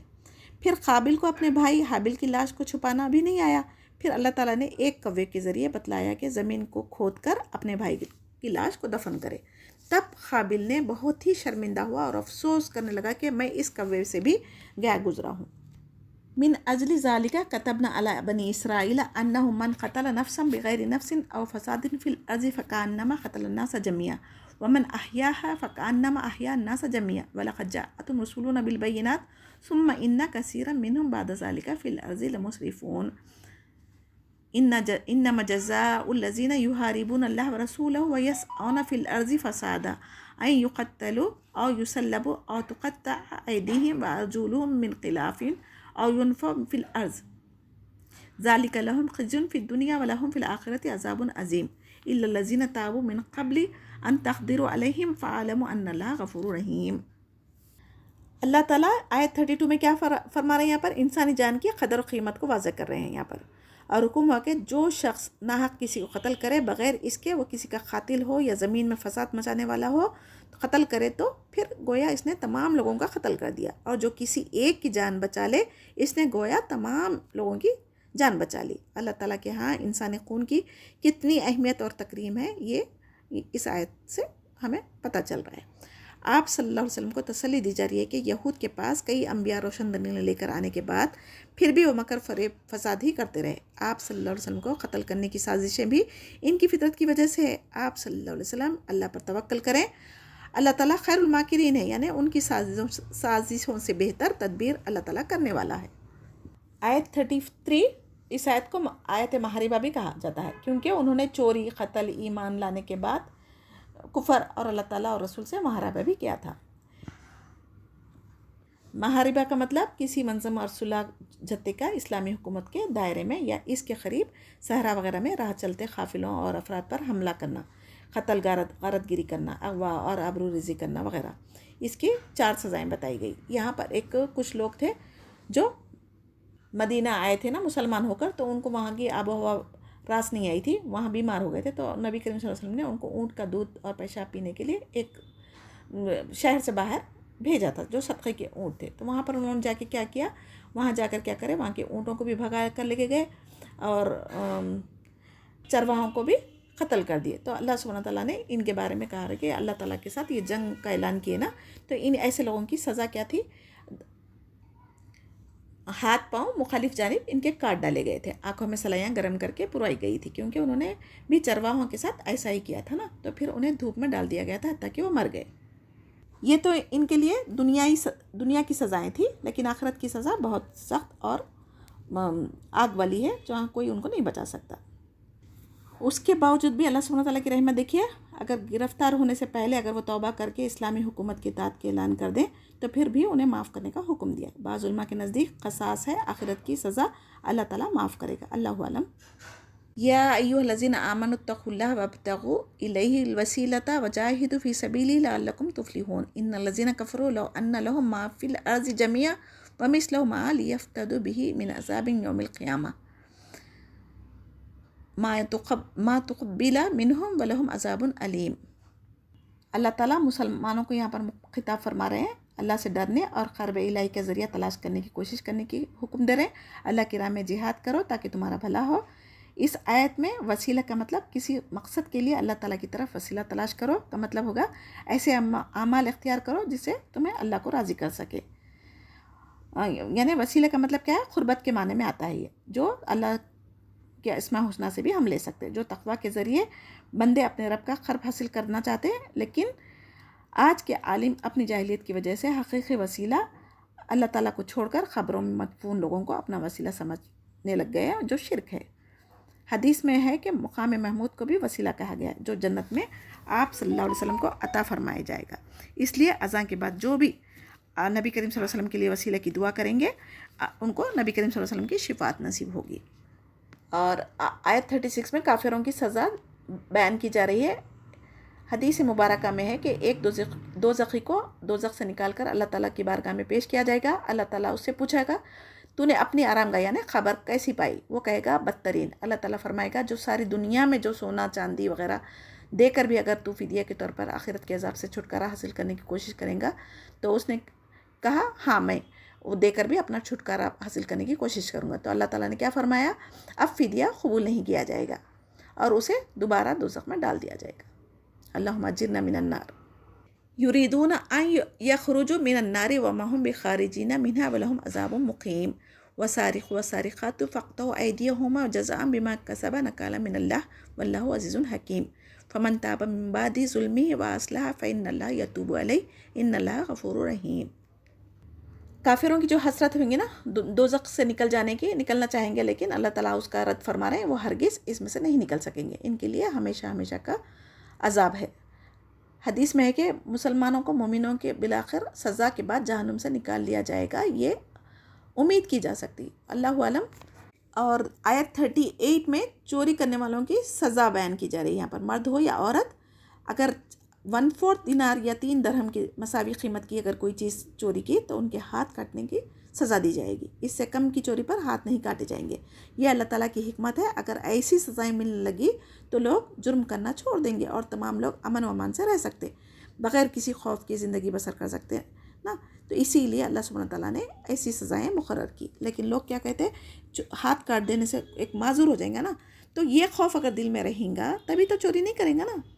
अपने गुनाहों के बाद तौबा कर ले और अपनी इस्लाह कर ले तो अल्लाह ताला रहमत वाला है, वो ज़रूर तौबा को कबूल करेगा। जो कबीरा गुनाहों पर हद अल्लाह ताला ने मुकर्रर किए ना, तो कहा जाता है कि वो हद माफ़ नहीं होंगी, अल्लाह ताला आखिरत की सज़ा उसे माफ़ कर सकता। अलम तालम अन्नल्लाह लहु मुल्कु समावाति वल अर्ज़ युअज़्ज़िबु मन यशा व यग़फ़िरु लिमन यशा वल्लाहु अला कुल्लि शैइन क़दीर। अल्लाह ताला की वहदानियत और हर चीज़ की कुदरत रखने की सिफ़ात यहाँ बयान की गई है। ज़मीन व आसमान की बादशाहत अल्लाह ताला की है, जिसे चाहे वो आखिरत में माफ़ कर सकता, जिसे चाहे सज़ा दे सकता। या अय्युहर रसूलु ला यहज़ुनकल लज़ीना युसारिऊना फ़िल कुफ़्रि मिनल लज़ीना क़ालू आमन्ना बिअफ़वाहिहिम वलम तुमिन क़ुलूबुहुम व मिनल लज़ीना हादू सम्माऊना लिल कज़िबि सम्माऊना लिक़ौमिन आख़रीन लम यातुका युहर्रिफ़ूनल कलिमा मिन बादि मवाज़िइहि यक़ूलूना इन ऊतीतुम हाज़ा फ़ख़ुज़ूहु व इन लम तूतूहु फ़हज़रू व मन युरिदिल्लाहु फ़ितनतहु फ़लन तमलिक लहु मिनल्लाहि शैअन उलाइका लज़ीना लम युरिदिल्लाहु अन युत्तहिरा क़ुलूबहुम लहुम फ़िद दुनिया ख़िज़्युन व लहुम फ़िल आख़िरति अज़ाबुन अज़ीम। आप सल्लल्लाहु अलैहि वसल्लम को अहले कुफर यानी शिर्क के करने, ईमान न लाने और हिदायत का रास्ता ना अपनाने पर जो तकलीफ़ और अफसोस होता था ना, उस पर बहुत ज़्यादा गमगीन हुआ करते थे और उनकी हिदायत के तलबगार रहते थे। तो आप सल्लल्लाहु अलैहि वसल्लम को इसमें तसल्ली दी गई कि उनके बारे में आपसे सवाल नहीं किया जाएगा, ये यहूद और मुनाफिकों के बारे में है। अल्लाह ताला कह रहे हैं कि अगर ये ईमान नहीं लेकर आएंगे तो इसको आप अपने दिल पर ना लें। यहूद का एक कबीला अपने आप को दूसरे कबीले से ज़्यादा मोजिज़ और मोहतरम समझता था और इसी के लिए उन्होंने अपने मकतूल की दियत 100 वज़क़ और दूसरे कबीले के लिए 50 वसक़ मुकर्रर कर रखी थी। जब आप सल्लल्लाहु अलैहि वसल्लम मदीना मुनव्वरा तशरीफ़ लाए तो यहूदी के दूसरे कबीले वालों को कुछ हौसला हुआ कि वो 100 वसक़ दियत देने से इनकार किया। करीब था कि इनके दरमियान लड़ाई छिड़ जाती, लेकिन कुछ समझदार लोग आप सल्लल्लाहु अलैहि वसल्लम से फ़ैसला करवाने के लिए रज़ामंद हो गए थे। तब ये आयत ख़सास की नाजिल हुई। ख़सास में ख़ानदान कबीला को नहीं देखा जाएगा, बल्कि जान के बदले में जान, मर्द के बदले मर्द, औरत के बदले में औरत, आज़ाद के बदले में आज़ाद, ग़ुलाम के बदले में ग़ुलाम। जो जिसका क़त्ल किया वो ख़सास में उसी का क़त्ल किया जाएगा। सम्माऊना लिल कज़िबि अकलूना लिस्सुहत फ़इन जाऊका फ़हकुम बैनहुम औ आरिज़ अन्हुम वइन तूरिज़ अन्हुम फ़लन यज़ुर्रका शैअन वइन हकमता फ़हकुम बैनहुम बिल क़िस्त इन्नल्लाह युहिब्बुल मुक़्सितीन व कैफ़ युहक्किमूनका व इंदहुमुत तौरात फ़ीहा हुक्मुल्लाहि सुम्मा यतवल्लौना मिन बादि ज़ालिक व मा उलाइका बिल मुमिनीन इन्ना अंज़लना तौरात फ़ीहा हुदन व नूर यहकुमु बिहा नबिय्युना अल्लज़ीना अस्लमू लिल्लज़ीना हादू व रब्बानियूना वल अहबारू बिमा इस्तहफ़िज़ू मिन किताबिल्लाह व कानू अलैहि शुहदा फ़ला तख़शउन नासा वख़शौनी वला तश्तरू बिआयाति समनन क़लीला व मन लम यहकुम बिमा अंज़लल्लाहु फ़उलाइका हुमुल काफ़िरून व कतबना अलैहिम फ़ीहा अन्न नफ्स बिन्नफ्सि वल ऐन बिल ऐनि वल अनफ़ बिल अनफ़ि वल उज़ुन बिल उज़ुनि वस्सिन्न बिस्सिन्नि वल जुरूह क़िसास व मन तसद्दक़ बिही फ़हुवा कफ़ारतुन लहु व मन लम यहकुम बिमा अंज़लल्लाहु फ़उलाइका हुमुज़ ज़ालिमून। आयत 42 में सम्माऊना के माने बहुत ज़्यादा सुनने वाले। इसके दो मफ़हूम हैं, एक जासूसी करने के लिए सुनना और ज़्यादा बातें सुन के दूसरों को लगाना, और दूसरा दूसरों की बातें माने और कबूल करने के लिए सुनना। آپ صلی اللہ علیہ وسلم کو یہاں پر اختیار دیا جا رہا ہے کہ یہود نصارہ جھوٹ اور حرام کھانے کے لیے عادی ہو چکے تھے نا، تو اپنے فائدے کے لیے فیصلے کروانے کے لیے کبھی اگر آپ صلی اللہ علیہ وسلم کے پاس آئے تو آپ چاہے تو انکار کر دیں، چاہے تو آپ فیصلہ کر دیں، مگر جب بھی فیصلہ کریں گے عدل و انصاف کے ساتھ فیصلہ کرنے کا حکم ہوا ہے۔ اللہ تعالیٰ عدل و انصاف کرنے والا ہے نا، تو عدل کے ساتھ ہمیں بھی فیصلے کرنا چاہیے۔ تورات میں تمام احکامات موجود تھے، پھر بھی انہوں نے تحریف کر دی تھی، جس کی وجہ سے اصلی حالت میں اب کوئی آسمانی کتاب باقی نہیں رہی سوائے قرآن مجید کے، جس کی حفاظت کی خود اللہ تعالیٰ نے ذمہ داری لی ہے۔ تو اپنی کتابوں میں احکام ہونے کے باوجود آپ صلی اللہ علیہ وسلم کے پاس آتے، پھر آپ صلی اللہ علیہ وسلم جو فیصلہ کرتے اس کو نہیں مانتے تھے۔ دراصل یہ ایمان و یقین اللہ تعالیٰ پر رکھتے ہی نہیں تھے نا۔ اور آج ہم مسلمان بھی ہمارے اپنی شریعت کو چھوڑ کر کورٹ کچہری کے چکروں میں جا رہے ہیں نا، تو ہم بھی آج انہی کی مشابہت اختیار کرے ہوئے ہیں۔ بنی اسرائیل کو تورات دی گئی تھی، اس میں ہدایت و نور دونوں تھا۔ ہر پیغمبر کی دعوت کیا تھی؟ توحید کی تھی۔ جتنے بھی رسول آئے سب اللہ تعالیٰ کی وحی کے مطابق اپنی امتوں کو کہتے تھے، اور اس کی کتاب کی حفاظت کرنے کا بھی حکم دیا گیا تھا۔ لیکن ان لوگوں نے کیا کیا؟ بغیر اللہ تعالیٰ سے ڈرے کے اس میں تبدیلی و تحریف کرنے لگے، اور رشوت کے طور پر تحفے تحائف قبول کر کے عام کے لیے الگ مسئلے رکھتے تھے، اور جو مالدار ہوتے تھے ان کے لیے الگ فتوے دیا کرتے تھے۔ اس آیت میں بات تو بنی اسرائیل کی ہے، لیکن ہمارے لیے تاکید کی گئی کہ دنیا والوں سے ڈر کر قرآن کے خلاف فیصلے نہ کریں۔ جو لوگ اللہ تعالیٰ کی شریعت کو چھوڑ کر فیصلے کریں وہ کافر ہیں۔ پھر مسلمان کیسے ایمان کے بدلے میں کفر پر راضی ہو سکتے؟ اللہ تعالیٰ ہم سے سوال کر رہے ہیں۔ وَقَفَّيْنَا عَلَىٰ آثَارِهِم بِعِيسَىٰ ابْنِ مَرْيَمَ مُصَدِّقًا لِمَا بَيْنَ يَدَيْهِ مِنَ التَّوْرَاةِ وَآتَيْنَاهُ الْإِنجِيلَ فِيهِ هُدًى وَنُورٌ وَمُصَدِّقًا لِمَا بَيْنَ يَدَيْهِ مِنَ التَّوْرَاةِ وَهُدًى وَمَوْعِظَةً لِّلْمُتَّقِينَ وَلْيَحْكُمْ أَهْلُ الْإِنجِيلِ بِمَا أَنزَلَ اللَّهُ فِيهِ وَمَن لَّمْ يَحْكُم بِمَا أَنزَلَ اللَّهُ فَأُولَٰئِكَ هُمُ الْفَاسِقُونَ۔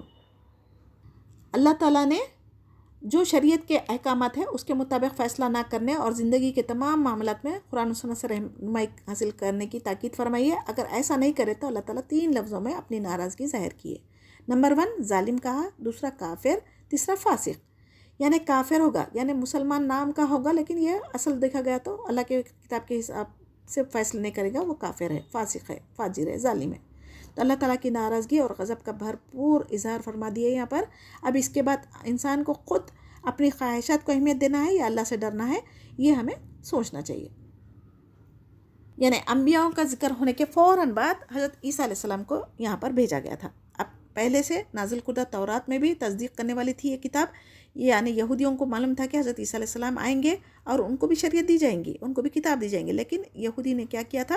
ان کی بھی تکذیب کی، اور انجیل جس میں نور اور ہدایت تھا اس کو بھی، اور تورات کی تصدیق کرتی تھی نا، اس کو بھی، اس کے اوپر بھی ایمان نہیں لائے تھے۔ جو ہدایت کا ذریعہ تھی ان کے لیے اس کو بھی اللہ تعالیٰ کی کتاب نہیں مانے تھے۔ پھر قرآن کریم جب نازل ہوا تو تورات و انجیل دیگر آسمانی صحف جو بھی آئے تھے نا، ان سب کے یعنی احکامات منسوخ ہو گئے تھے، اور آسمانی کتابوں کا سلسلہ ختم ہو گیا تھا۔ تب کیا کہتے تھے یہ یہودی؟ ہم تو ہماری کتاب جو تورات زبور تھی نا، انجیل تھی نا، ہم اس پر ایمان لاتے۔ تو اللہ سبحانہ تعالیٰ یہاں پر گلا بھی ان سے یہی کر رہے ہیں کہ جب جس شریعت میں یہ لوگ پیدا کیے گئے تھے تب وہ شریعت کو نہیں مانے۔ جب قرآن آنے کے بعد اللہ تعالیٰ نے خود ان کتابوں کو منسوخ کر دیے، تو پھر اب انہوں کا ارادہ تھا کہ وہ کتابوں پر عمل کریں گے۔ تو ہے یہ نا ٹیڑھپن ان کی فطرت میں۔ اب دیکھا گیا تو کیا ہے، تمام انسانیت کے لیے قرآن نازل کیا گیا، اور انسانوں کی فلاح کامیابی صرف اور صرف قرآن اور حدیث کے ذریعے ہی ہو سکتی۔ جو اس کے مطابق زندگی گزارے گا وہی کامیاب ہے، اور نافرمانی کرنے والا کافر ہے۔ یعنی قرآن اور محمد صلی اللہ علیہ وسلم کے کسی ایک فرقے کے لیے نہیں بھیجی گئی، بلکہ تمام انسانیت کے لیے بھیجی گئی۔ اسی کے بغیر نجات ناممکن ہے۔ وَأَنزَلْنَا إِلَيْكَ الْكِتَابَ بِالْحَقِّ مُصَدِّقًا لِمَا بَيْنَ يَدَيْهِ مِنَ الْكِتَابِ وَمُهَيْمِنًا عَلَيْهِ فَاحْكُم بَيْنَهُم بِمَا أَنزَلَ اللَّهُ وَلَا تَتَّبِعْ أَهْوَاءَهُمْ عَمَّا جَاءَكَ مِنَ الْحَقِّ لِكُلٍّ جَعَلْنَا مِنكُمْ شِرْعَةً وَمِنْهَاجًا وَلَوْ شَاءَ اللَّهُ لَجَعَلَكُمْ أُمَّةً وَاحِدَةً وَلَكِنْ لِيَبْلُوَكُمْ فِيمَا آتَاكُمْ فَاسْتَبِقُوا الْخَيْرَاتِ إِلَى اللَّهِ مَرْجِعُكُمْ جَمِيعًا فَيُنَبِّئُكُم بِمَا كُنتُمْ فِيهِ تَخْتَلِفُونَ وَأَنِحْكُم بَيْنَهُم بِمَا أَنزَلَ اللَّهُ وَلَا تَتَّبِعْ أَهْوَاءَهُمْ وَاحْذَرْهُمْ أَن يَفْتِنُوكَ عَن بَعْضِ مَا أَنزَلَ اللَّهُ إِلَيْكَ فَإِن تَوَلَّوْا فَاعْلَمْ أَنَّمَا يُرِيدُ اللَّهُ أَن يُصِيبَهُم بِبَعْضِ ذُنُوبِهِمْ وَإِنَّ كَثِيرًا مِنَ النَّاسِ لَفَاسِقُونَ أَفَحُكْمَ الْجَاهِلِيَّةِ يَبْغُونَ وَمَنْ أَحْسَنُ مِنَ اللَّهِ حُكْمًا لِقَوْمٍ يُوقِنُونَ۔ آپ صلی اللہ علیہ وسلم کو بار بار تاکید کریں کہ ان کے معاملات، یہود و نصارہ کے جو معاملات ہوتے تھے ان کے صرف قرآن کے مطابق فیصلہ کریں، ان کی خواہشوں کی تابعداری نہ کریں. اگر آپ صلی اللہ علیہ وسلم کو قرآن کے مطابق فیصلے کرنے سے وہ روک دے، اگر یہود آپ کے قرآن کو فیصلے سے منہ موڑ لے تو آپ غمگین نہ ہوں. اللہ تعالیٰ کا ارادہ پہنچ کر ہی رہیں گا، ان کے گناہوں کی سزا انہیں دی جائے گی. اکثر لوگ فاسق ہوتے ہیں جو اللہ تعالیٰ کا حکم ماننا ہی نہیں چاہتے، تو ان کے لیے آپ غمگین نہ ہو. اب ہمارے لیے قرآن اور اسلام یہ دونوں چیزیں ہدایت اور روشنی کا ذریعہ ہے، باقی کے سب دین جہلیت کی طرف لے کر جاتے. یا ایھا الذین آمنوا لا تتخذوا الیہود والنصارى اولیاء بعضهم اولیاء بعض ومن یتولہم منکم فانہ منہم ان اللہ لا یہدی القوم الظالمین. یعنی ان آیتوں میں آپ دیکھ رہے ہیں بار بار تاکید کر رہے ہیں اللہ تعالیٰ یہود و نصارہ کو اپنا جگری دوست نہ بنائے. جو اسلام کے اور مسلمانوں کے یہ دشمن ہے نا، ایسا کرنے والوں پر سخت وعید بیان فرمائی گئی ہے. جو ان سے دوستی کرے گا وہ انہی میں سے ہو جائے گا.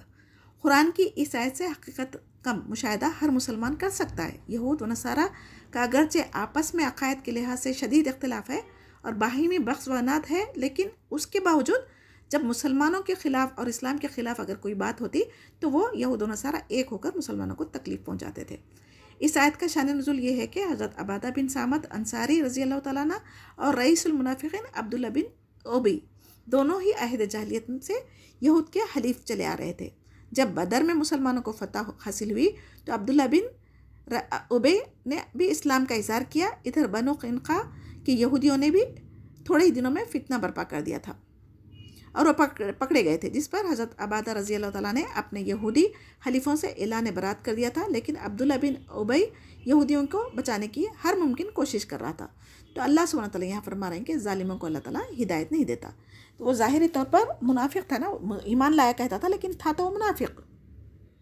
فَتَرَى الَّذِينَ فِي قُلُوبِهِم مَرَضٌ يُسَارِعُونَ فِيهِمْ يَقُولُونَ نَخْشَىٰ أَن تُصِيبَنَا دَاعِرَةٌ فَعَسَى اللَّهُ أَن يَأْتِيَ بِالْفَتْحِ أَوْ أَمْرٍ مِّنْ عِندِهِ فَيُصْبِحُوا عَلَىٰ مَا أَسَرُّوا فِي أَنفُسِهِمْ نَادِمِينَ. وَيَقُولُ الَّذِينَ آمَنُوا هَٰؤُلَاءِ الَّذِينَ أَقْسَمُوا بِاللَّهِ جَهْدَ أَيْمَانِهِمْ إِنَّهُمْ لَمَعَكُمْ حَبِطَتْ أَعْمَالُهُمْ فَأَصْبَحُوا خَاسِرِينَ.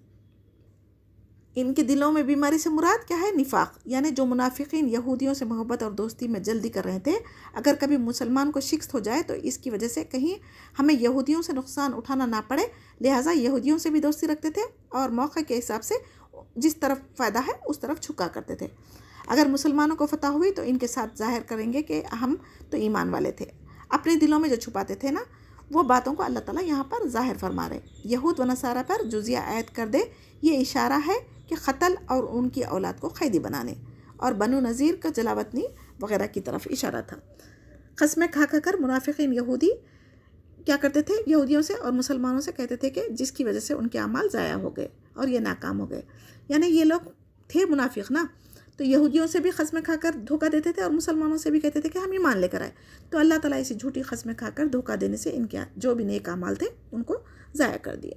یا ایھا الذین آمنوا من یرتد منکم عن دینہ فسوف یأتی اللہ بقوم یحبونہم ویحبونہ اذلۃ علی المؤمنین اعزۃ علی الکافرین یجاہدون فی سبیل اللہ ولا یخافون لومۃ لائم ذلک فضل اللہ یؤتیہ من یشاء واللہ واسع علیم. انما ولیکم اللہ ورسولہ والذین آمنوا الذین یقیمون الصلاۃ ویؤتون الزکاۃ وہم راکعون ومن یتول اللہ ورسولہ والذین آمنوا فإن حزب اللہ هم الغالبون. اے ایمان والو، تم میں سے جو شخص اپنے دین سے پھر جائے یعنی مرتد ہو جائے تو اللہ تعالیٰ بہت جلد ایسی قوم کو لائے گا جو اللہ تعالیٰ کو محبوب ہوگی اور وہ بھی اللہ تعالیٰ سے محبت رکھتی ہوگی. آپ صلی اللہ علیہ وسلم کی وفات کے فوراً بعد یہ واقعے بھی ایسے یہ فتنے بھی پیش آئے تھے. مرتدین کے مقابلے میں جس قوم کو اللہ تعالیٰ کھڑا کرے گا ان کی 4 نمایاں صفات بیان کی جا رہی ہے. وہ کون ہے؟ نمبر 1 اللہ سبحانہ تعالیٰ سے محبت کرنا اور اس کو اپنا محبوب سمجھنا. دوسرا اہل ایمان کے لیے نرم اور کفار پر سخت ہوں گے. تیسرا اللہ تعالیٰ کی راہ میں جہاد کریں گے، جان سے مال سے لڑیں گے. چوتھا اللہ تعالیٰ کے بارے میں کسی کی ملامت سے نہ ڈریں گے. تو یہ خصوصیت کس کی ہے؟ یہ مومن ایمان والوں کی ہے. ان تمام صفات سے صحابہ کرام بھرے ہوئے تھے یعنی جس کی وجہ سے اللہ تعالیٰ نے ان کو دنیا اور آخرت کی نعمتوں اور سعادتوں سے مشرف فرما دیا تھا، اور اللہ تعالیٰ راضی ہو گئے ان صحابہ کرام سے. یہ خاص فضل تھا. کئی مسلمان تو کلمہ لا الہ الا اللہ تو پڑھتے ہیں لیکن دل سے نہیں پڑھتے، مگر اپنے رشتہ داروں اور دوستوں اور سماجی رسم و رواج کی بنا پر ڈر کے حق بات نہیں کرتے اور دین کے خلاف ورزی کے کام کرنے والوں کے ساتھ شامل ہو جاتے. تو ابھی ایسے لوگوں کو اللہ تعالیٰ کیا کرتا؟ ان کو توفیق سے، عمل کی توفیق سے محروم کر دیتا. تو ہمیں لوگوں کو خوش کرنے کے بجائے اللہ سبحانہ تعالیٰ سے ڈرنا چاہیے اور اللہ کو خوش کرنے کی کوشش کرنی چاہیے. اور یہاں پر خوشخبری ہے. آیت 55 میں مسلمانوں کو اللہ تعالیٰ خود دوست ہے اور اس کا رسول ہے کہہ کر خوشخبری دی ہے. ایمان والے وہ ہے جو اللہ کے معاملے میں یعنی یہود نصارہ کو گہرے دوست نہیں بناتے، اور اس کے بدلے میں کیا کہا جا رہا؟ دنیا اور دنیاوی دوستوں سے کئی گنا بہتر اللہ اور اس کا رسول ہے. اور جو مشرک لوگ ہیں نا، چاہے رشتہ داری کیوں نہ ہو، وہ ہمارے دوست نہیں ہو سکتے. اور اسی کے ساتھ میں کیا بتا رہے ہیں اللہ تعالیٰ؟ نماز ادا کرنے والے پابندی کے ساتھ رکوع سجدہ خشوع و خضوع سے جو کرتے اور زکوٰۃ ادا کرتے، صرف اللہ تعالیٰ کی رضا کے لیے کرتے نا، وہی اللہ تعالیٰ کے چہیتے ہیں. جو کوئی اللہ اور رسول پر ایمان لائے اور مسلمانوں سے دوستی کرے، وہ یقین رکھے کہ اللہ تعالیٰ کی جماعت ہی غالب آئے گی. جو اللہ تعالیٰ اور قیامت کے دن پر ایمان رکھنے والے ہیں، وہ کبھی بھی اللہ تعالیٰ کے دشمن اور رسول کے دشمن کو اپنا دوست نہیں بنائیں گے. ماں باپ، بھائی بہن، چاہے رشتہ دار کیوں نہ ہو، اگر اللہ سبحانہ تعالیٰ کے ساتھ اگر شریک ٹھہرا رہے تو ہم ایسے لوگوں سے رشتہ توڑ سکتے. ہاں، صلہ رحمی کر سکتے انسانیت کے ناطے، مگر ہم ان کے ساتھ رشتے دل کی گہرائی سے نہیں رکھ سکتے. جن کے دلوں میں ایمان تقویٰ ہے انہیں ہی اللہ تعالیٰ مدد فرمائے گا، جنت میں انہیں لوگوں کو داخل کرے گا. یا ایھا الذین آمنوا لا تتخذوا الذین اتخذوا دینکم ہزوا ولعبا من الذین اوتوا الکتاب من قبلکم والکفار اولیاء واتقوا اللہ ان کنتم مؤمنین وإذ نادیتم الی الصلاۃ اتخذوها ہزوا ولعبا ذلک بأنہم قوم لا یعقلون قل یا اہل الکتاب هل تنقمون منا الا ان آمنا باللہ وما انزل الینا وما انزل من قبل وان اکثرکم فاسقون. یعنی اس صورت میں کئی بار دیکھ رہے ہیں نا، اللہ تعالیٰ بار بار تاکید فرما رہے ہیں کہ اہل کتاب سے دوستی نہ کرو، کیونکہ وہ دین اسلام کا مذاق اڑاتے ہیں. آج نعوذ باللہ مسلمان میں بھی ایسے لوگ پیدا ہو چکے جو داڑھی، برقع، شرعی احکامات پر جو عمل کرتے ہیں ان کا مذاق خود مسلمان ہی اڑا رہے ہیں. اور اہل کتاب اور کفار سے مومن کبھی دوستی نہ کریں. اللہ تعالیٰ سے ڈرنے کا حکم اس آیت میں بھی دوبارہ آیا ہے. اور جہاں کہیں اسلام کے شرعی احکامات کے خلاف ورزی ہوتے ہوئے دیکھ رہے ہیں، یہ اسلام کے اللہ کا مذاق اڑانا ہی ہے. تو ایسے لوگوں کی محفلوں سے ہمیں اٹھ جانا چاہیے. اور جب نماز کے لیے اذان دی جاتی ہو تو وہ اسی ہنسی کھیل مذاق میں جو عقل نہیں رکھتے نا، وہ لوگ مشغول رہتے. تو ویسے لوگوں کے لیے اللہ تعالیٰ نے یہاں پر وعید بیان فرما رہے. حدیث میں آتا ہے کہ جب شیطان اذان کی آواز سنتا ہے تو وہ خاک ڈالتا ہوا بھاگ جاتا ہے، اور جب اذان ختم ہو جاتی تو پھر آ جاتا ہے. تکبیر کے وقت پھر پیٹ پھیر کر چل دیتا ہے. پھر تکبیر ختم ہو جاتی تو پھر آ کر نمازیوں کے دلوں میں وسوسہ پیدا کرتا ہے. تو شیطان کی طرح اس کے پیروکاروں کو بھی اذان اچھی نہیں لگتی، اسی لیے وہ اس کا مذاق اڑاتے ہیں. جیسے کہ آج کل خود مسلمان کو فجر کی اذان پر اعتراض ہو رہا ہے. اس آیت میں نماز کے لیے ندا یعنی اذان کے لیے کہا گیا ہے، مگر طریقہ اور الفاظ کہیں بھی قرآن میں نہیں ملتے. مگر اذان کے الفاظ فرشتے کے ذریعے حضرت عمر رضی اللہ تعالیٰ عنہ اور عبداللہ بن زید دونوں کو خواب میں اذان کے الفاظ سنائے گئے تھے. نماز کا بھی حکم قرآن میں ہے، مگر رکعتیں حدیث سے ملتی ہے. لہٰذا قرآن کے ساتھ ساتھ ہمیں حدیث پر بھی ایمان اور عمل ضروری ہے. حدیث کا انکار کرنا بھی کفر ہے. دیکھیں اب اکثر شادیوں میں دیکھیں ہم لوگ ناچ گانا، ویڈیوگرافی، غیر یعنی محرم کے سامنے نکلنا کرنا، یہ ساری چیزیں ہو رہی نا، تو اللہ کے شرعی احکامات کا مذاق اڑانا ہے. تو ویسی محفلوں میں ہمیں نہیں بیٹھنا چاہیے، ہمیں نکل جانا چاہیے. اللہ تعالیٰ ہم سے جو گناہ ہو کے اسے معاف فرمائے، آگے ہمیں ان سے بچنے کی توفیق عطا فرمائے. آمین یا رب. آپ صلی اللہ علیہ وسلم کو یہود و نصارہ سے کہنے کا حکم دیا جا رہا ہے کہ تم ہم سے اس وجہ سے دشمنیاں کر رہے ہو کہ اللہ تعالیٰ پر اور جو کچھ قرآن میں ہماری طرف نازل کیا گیا اس پر ہم ایمان لائے. مسلمانوں کے دشمن اکثر فاسق لوگ ہی ہوتے ہیں. آج بھی دیکھیں فلسطین میں مسلمان نہ ہونے کی وجہ سے ان پر کتنے ظلم ڈھا رہے ہیں. تو اللہ تعالیٰ ان کے لیے آخرت میں بہترین نظر رکھا ہے. قل هل انبئکم بشر من ذلک مثوبۃ عند اللہ من لعنہ اللہ وغضب علیہ وجعل منهم القردۃ والخنازیر وعبد الطاغوت اولئک شر مکانا واضل عن سواء السبیل وإذا جاءوكم قالوا آمنا وقد دخلوا بالكفر وهم قد خرجوا به والله أعلم بما كانوا يكتمون وترى كثيرا منهم يسارعون في الإثم والعدوان وأكلهم السحت لبئس ما كانوا يعملون لولا ينهاهم الربانيون والأحبار عن قولهم الإثم وأكلهم السحت لبئس ما كانوا يصنعون. جس پر اللہ تعالیٰ کی لعنت ہے اور اللہ کے عذاب کی وجہ سے بعض سور اور بندر بنا دیے گئے ہیں، یعنی اہل کتاب مسلمانوں سے اس لیے ناراض ہوتے تھے کہ اللہ تعالیٰ اور تمام آسمانی کتابوں پر اور قرآن کریم پر ایمان رکھتے ہیں۔ کیا یہ کوئی قصور ہے مسلمانوں کا؟ نہیں نا، البتہ تم میں بدترین لوگ اور گمراہ ترین لوگ وہ ہے جو نفرت اور مذمت کے قابل ہے، جن پر اللہ تعالیٰ نے لعنت اور غضب کیا، اور جن میں بعض کو اللہ تعالیٰ نے بندر اور سور بنا دیے تھے، اور جنہوں نے طاغوت کی پوجا کی وہ اپنا کردار آئینے میں خود دیکھ لیں۔ مسلمانوں کو برا بھلا کہنے، مسلمانوں کی شریعت پر نکتہ چینی کرنے، انگلیاں اٹھانے سے پہلے وہ اپنے گریبان میں خود دیکھ لیں۔ اس آیت کے بعد اللہ تعالیٰ منافقوں کا ذکر کر رہے ہیں جو آپ صلی اللہ علیہ وسلم کی خدمت میں کفر کے ساتھ ہی آتے اور کفر کے ساتھ ہی واپس چلے جاتے، یعنی نبی کریم صلی اللہ علیہ وسلم کی محبت سے، ان کے وعظ و نصیحت سے، ان کی صحبت سے ان کے دلوں پر کوئی اثر نہیں ہوتا تھا، ان کے دل کفر کی وجہ سے زنگ آلود ہو چکے تھے۔ آپ صلی اللہ علیہ وسلم کی خدمت میں حاضری کا مقصد ہدایت کا حاصل کرنا نہیں ہوتا تھا، بلکہ دھوکہ اور فریب دینے کے لیے مسلمانوں کو حاضر ہوتے تھے۔ تو فائدہ کس کو ہو سکتا؟ اگر کوئی دین کی محفلوں میں اگر کوئی جا رہا تو اس کو فائدہ کب ہو سکتا؟ جب دل سے اللہ تعالیٰ کی رضا چاہے، ہدایت چاہے، تبھی اس کو ہدایت مل سکتی۔ آج ہم مسلمان کو کوشش حق پہچاننے کی کرنا ضروری ہے، آگے والے اس سے فائدہ حاصل کرے یا نہ کرے وہ اللہ تعالیٰ کے ہاتھ میں ہے۔ ہمیں کیا ہے؟ ہدایت کی طرف ان کو بلانا، امر بالمعروف و تنہونا عن المنکر کرتے رہنا چاہیے۔ آج کے دور میں اکثر لوگ ہم بھی کیا کر رہے ہیں؟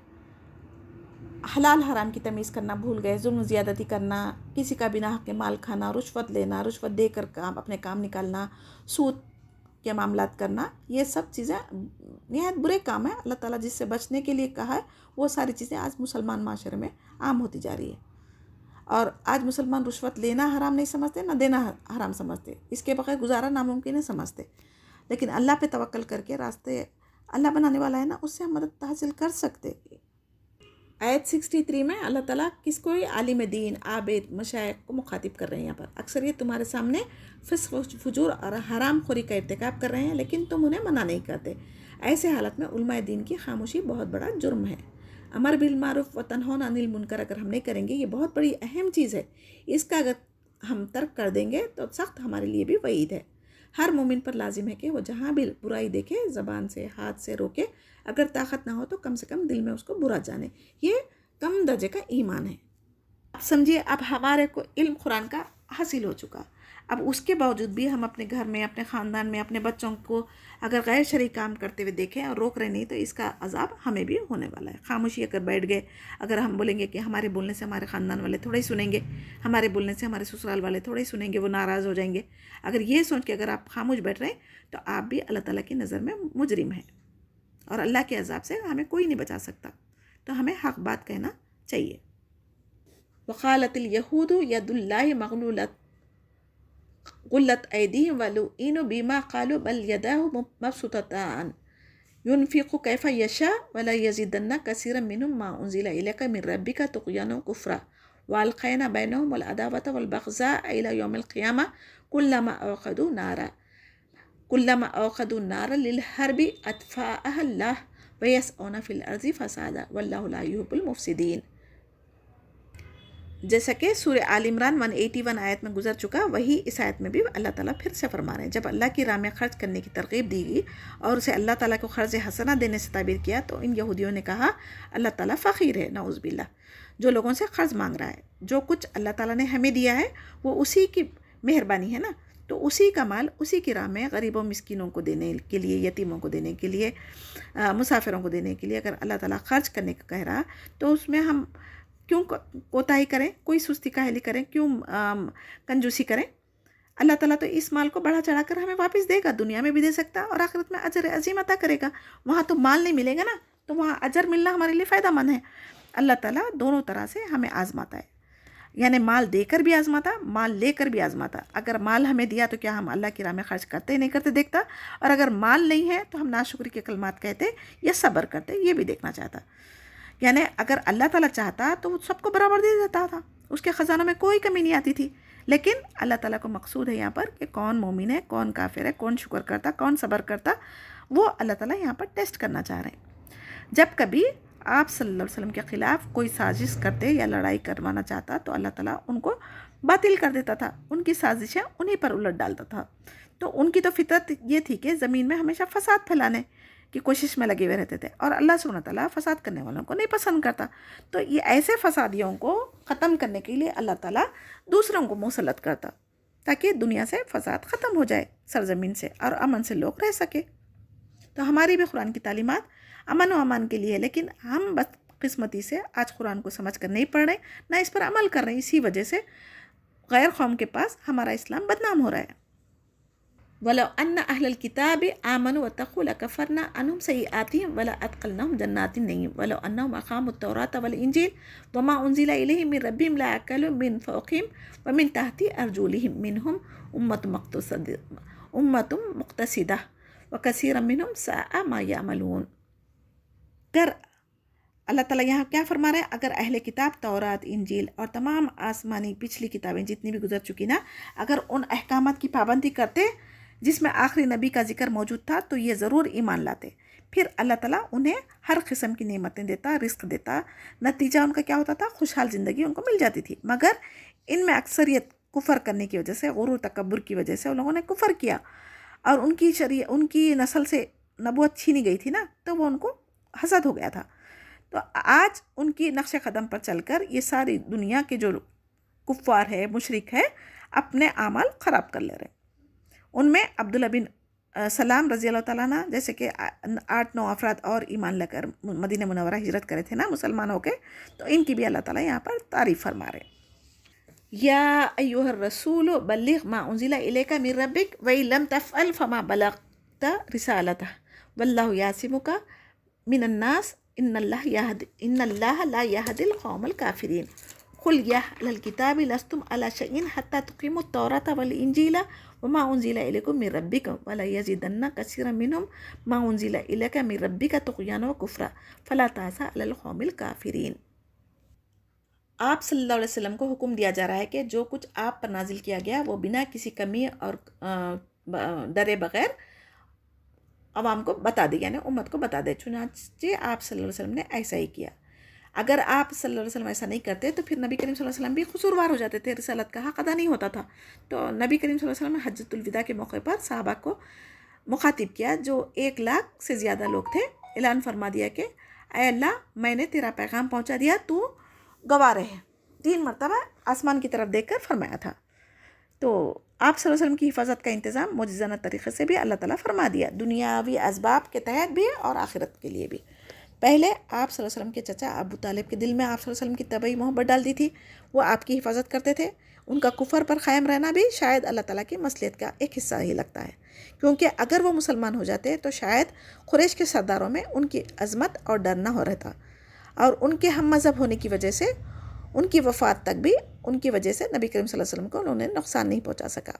اس کے بعد سرداران قریش، پھر انصار، مدینہ کے ذریعے آپ کی حفاظت فرمائی اللہ تعالیٰ نے۔ اس کے بعد پھر اللہ تعالیٰ وحی کے ذریعے ان کی سازشوں کے بارے میں اطلاع فرما دیتے تھے تاکہ نبی کریم صلی اللہ علیہ وسلم کی حفاظت ہو جائے۔ پھر جب یہ آیت نازل ہوئی تو آپ صلی اللہ علیہ وسلم نے تحفظ کے ظاہری اسباب اٹھا دیے تھے۔ کیا اللہ تعالیٰ کافی ہے نا؟ اہل کتاب کو یہاں پر بار بار کیوں مخاطب کیا جا رہا؟ تورات انجیل پر عمل یہ کرتے تو یہ لوگ گمراہ نہیں ہوتے تھے، اور نہ ہی قرآن پر ایمان رکھتے یہ لوگ۔ دراصل ان کی فطرت بن گئی تھی نا، تو یہ ہدایت اور گمراہی اس اصول کے مطابق ہے جو سنت اللہ رہی ہے۔ جس طرح اہل ایمان کے ایمان، تصدیق، عمل صالح اور علم نافع میں اضافہ ہوتا جاتا ہے، جس کی وہ طلب کرتا اللہ تعالیٰ اس میں اضافہ کرتا، تو اسی طرح اہل کتاب انکار کر کے شرارتوں میں بڑھتے چلے گئے، تو اللہ تعالیٰ ان کو بھی ان کے کفر میں بڑھا دیے۔ جیسا کہ قرآن میں بتایا گیا ہے کہ قرآن کے ذریعے مومنوں کے لیے شفا اور رحمت ہے، اور ظالموں کے حق میں نقصان، یعنی کفر میں ہی بڑھا دیتے ہیں لوگ۔ تو ہمیں کیا کرنا چاہیے؟ قرآن میں غور و فکر، تدبر کرنا چاہیے۔ یہ دراصل ہم امت محمدیہ صلی اللہ علیہ وسلم سے بار بار ان کے بارے میں کیوں کہا جا رہا؟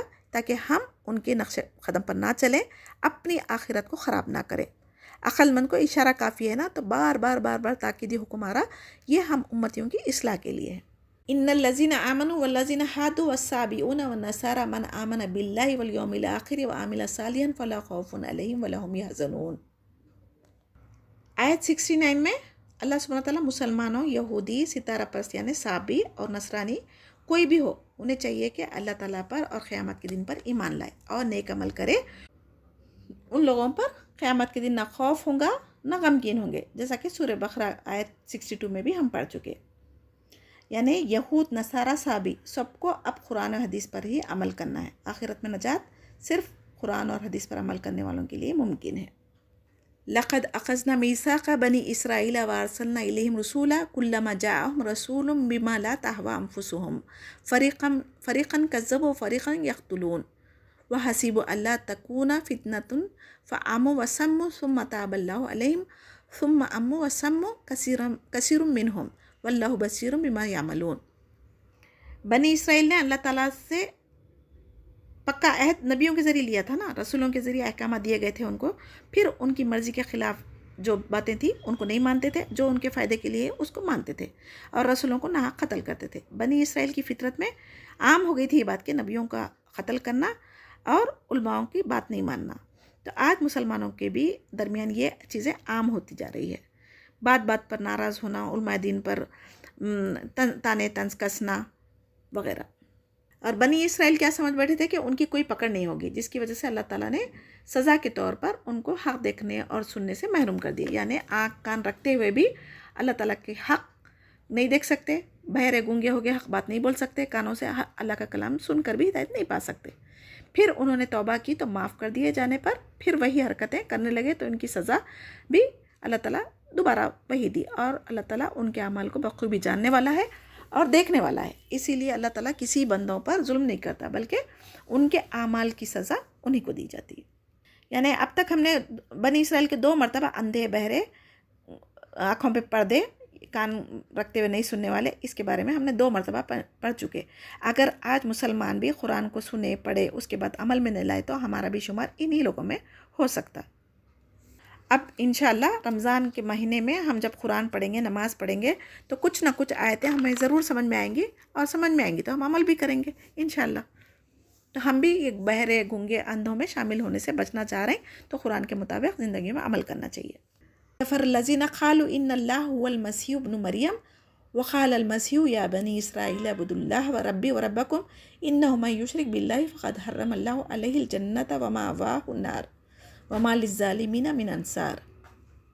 آیت 72 میں اللہ تعالیٰ اہل کتاب کی گمراہیوں کا ذکر فرما رہے ہیں جو مریم علیہ السلام کو بیٹے یعنی عیسیٰ علیہ السلام کو خدا کہا تھا، جبکہ حضرت عیسیٰ علیہ السلام نے عالم شرگرگی یعنی بچپن کی جو حالت تھی نا، دودھ پینے کی عمر جو تھی، اس میں اللہ تعالیٰ نے ان کو قوت گواہی دی تھی اور انہوں نے کہا تھا کہ میں اللہ کا بندہ ہوں اور اس کا رسول ہوں، مجھے اللہ تعالیٰ نے کتاب دی ہے اور مجھے نبوت بھی عطا کی گئی ہے جو میرا اور تم سب کا رب ہے. عیسیٰ علیہ السلام نے کبھی یہ نہیں کہا تھا کہ میں اللہ ہوں یا میں اللہ کا بیٹا ہوں، میری عبادت کرو. تو اس کے باوجود بھی اگر کوئی اللہ تعالیٰ کے ساتھ شریک کرے گا تو وہ گناہ گار ہے، اس کی مدد کرنے والا کوئی نہیں ہوگا قیامت کے دن، اور اس پر جنت حرام کر دی گئی. قیامت سے قریب عیسیٰ علیہ السلام کا آسمان سے نزول ہوگا، تب بھی وہ نبی کریم صلی اللہ علیہ وسلم کی تعلیمات کے مطابق لوگوں کو اللہ تعالیٰ کی دعوت دین اور توحید کی دعوت دیں گے، اس کی اطاعت کی طرف پھر سے بلائیں گے. قرآن پر عمل ہوگا نہ کہ انجیل کی طرف.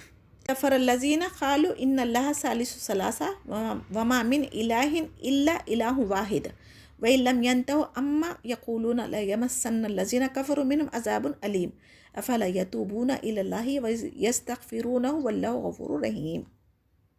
عیسائیوں کے دوسرے فرقے کا ذکر 73 آیت میں کیا جا رہا جو 3 خداؤں کے قائل ہے. عیسائیوں کے درمیان خود کئی اختلافات ہیں. یہ لوگ عیسیٰ علیہ السلام کے ساتھ ان کی والدہ کو بھی الہ یعنی معبود قرار دیتے ہیں. اللہ تعالیٰ کے سوا کوئی معبود نہیں.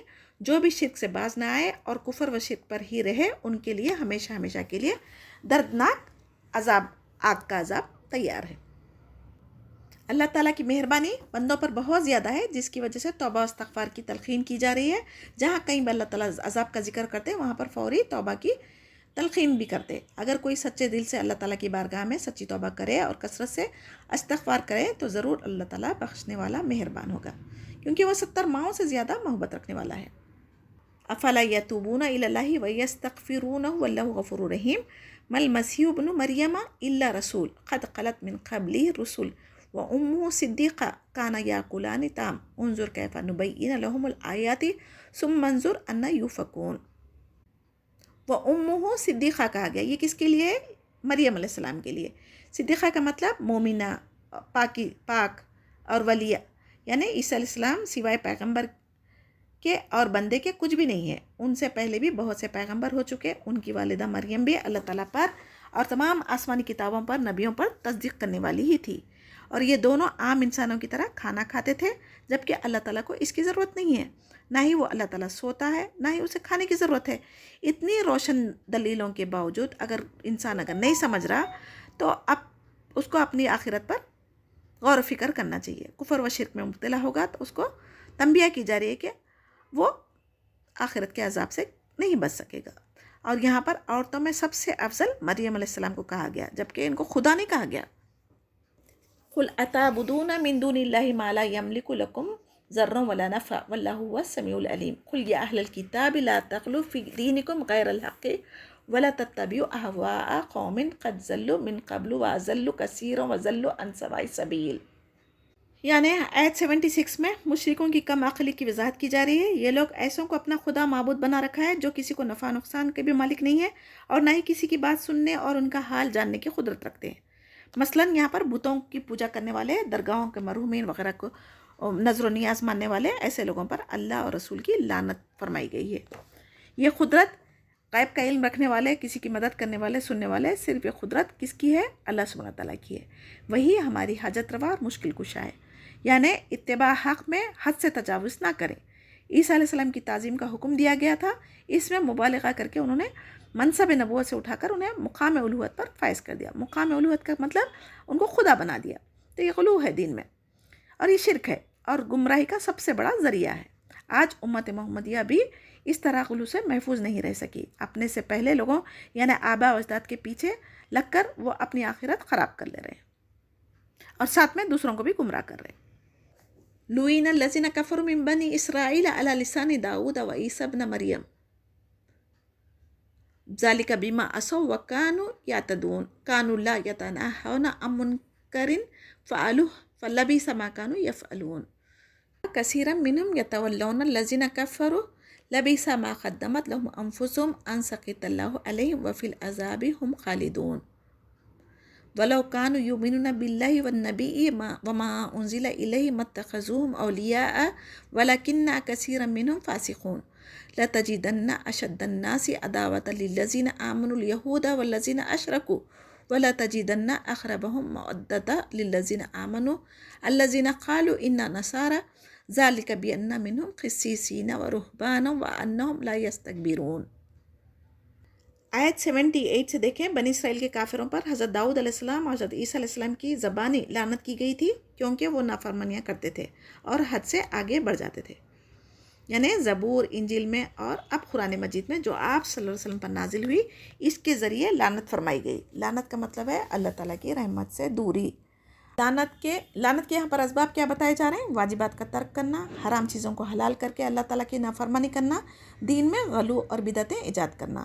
یعنی جو حدود اللہ تعالیٰ نے مقرر کی ہے اس کو توڑنے والے اللہ تعالیٰ کی لعنت کے مستحق ہوتے ہیں. تو ہمیں اپنی زندگیوں میں دیکھنا چاہیے کہ ہم کہیں شرعی حدود کے خلاف ورزی تو نہیں کر رہے، کیونکہ اللہ تعالیٰ کی لعنت تمام رحمت سے، تمام اللہ تعالیٰ کی خیر سے دوری کا سبب بنتی ہے. آیت 79 میں ہم امت کو بھی مخاطب کیا جا رہا، آپس میں ایک دوسرے کو برے کام کرتے ہوئے دیکھتے مگر انہیں نہیں روکتے. یہ بھی بہت بڑا جرم ہے. یہ پچھلی قوموں میں لعنت کا سبب بنا تھا اور غضب الہی کا بھی سبب تھا. حدیث میں بھی ہے کہ اگر ہم جہاں کہیں برائی دیکھو تو اسے روکو. بنی اسرائیل میں سب سے پہلا نقص داخل ہوا تھا. کیا تھا وہ؟ ایک آدمی دوسرے آدمی سے کہتا تھا کہ اگر برائی کرتے دیکھتا تو اللہ سے ڈرو اور یہ گناہ ہے، یہ تیرے لیے جائز نہیں ہے، یہ برائی چھوڑ دے وغیرہ. مگر دوسرے ہی دن اسی کے ساتھ بیٹھ کر کھانے پینے، اٹھنے بیٹھنے میں کوئی شرم نہیں محسوس کرتا تھا. جبکہ ایمان کا تقاضا کیا ہوتا؟ جو کوئی شرعی احکامات کے خلاف ورزی کرتا اس سے نفرت کریں اور تعلقات ترک کریں. لیکن ہم کیا کر رہے ہیں؟ منہ سے تو کہہ دے رہے ہیں لیکن پھر ان سے دلی تعلقات رکھ رہے ہیں. تو جس پر اللہ تعالیٰ نے ان کے درمیان آپس میں عداوت ڈال دی تھی، وہی اللہ تعالیٰ کی لعنت کے مستحق قرار دیے گئے تھے. اگر آج ہم امت مسلمہ بھی اگر اس تاکیدی حکم کو نہیں مانیں گی اللہ تعالیٰ کی یعنی نیکی کا حکم دے کے برائی سے نہیں روکیں گی، ظالم کا ہاتھ نہیں پکڑ سکیں گی، تو ایسے لوگوں کے ساتھ کیا ہونے والا ہے؟ یہی وعید ہمارے لیے بھی ہے۔ فرقے ہوں گے، اور فرقے بن کے جب یہ لوگ اسلامی احکامات پر عمل کرنا ترک کر دیں گے تو اللہ کے پاس عذاب کے ہم بھی مستحق ہوں گے۔ پھر تم جتنی چاہے دعائیں کر لو، اللہ تعالیٰ ہماری دعاؤں کو قبول نہیں کریں گے۔ آپ صلی اللہ علیہ وسلم نے فرمایا، تم میں سے کوئی کسی کو خلاف شریعت کام کرتے دیکھے تو ہاتھ سے روکیں، زبان سے منع کرے، اگر یہ بھی نہیں ہو سکتا تو کم سے کم درجے کا ایمان کیا ہے، دل سے برا جانے، اور ویسی محفلوں سے اٹھ کے چلے جائیں اور ان سے ہم قطع تعلق ہو جائیں، کنارہ کش ہو جائیں۔ جیسا کہ ایک انسان اگر عطر کی دکان کے پاس جا کے بیٹھا کچھ دیر، وہاں نہیں بھی خریدا تو اس کے جسم پہ، اس کے ہاتھ میں خوشبو ضرور آئیں گی، اور ایک انسان کوئلے کی کان کے پاس سے گزر رہا ہے یا وہاں بیٹھا کچھ دیر کے لیے، اگر نہ بھی کچھ ہاتھ لگائے تو اس کے گرد و غبار سے اس کے کپڑے تو غبار آلود ہوتے نا۔ تو اسی طریقے سے اگر آپ مومنوں کو چھوڑ کے کافروں کے ساتھ، فاسقوں کے ساتھ، منافقین کے ساتھ اٹھنا بیٹھنا، مشرکوں کے ساتھ دوستی رکھیں گے تو ضرور ان کا اثر ہمارے پہ ہو سکتا۔ اور یہ اہل کفر سے دوستانے کے تعلق میں کیا ہو سکتا؟ ہم اللہ کو ناراض کر کے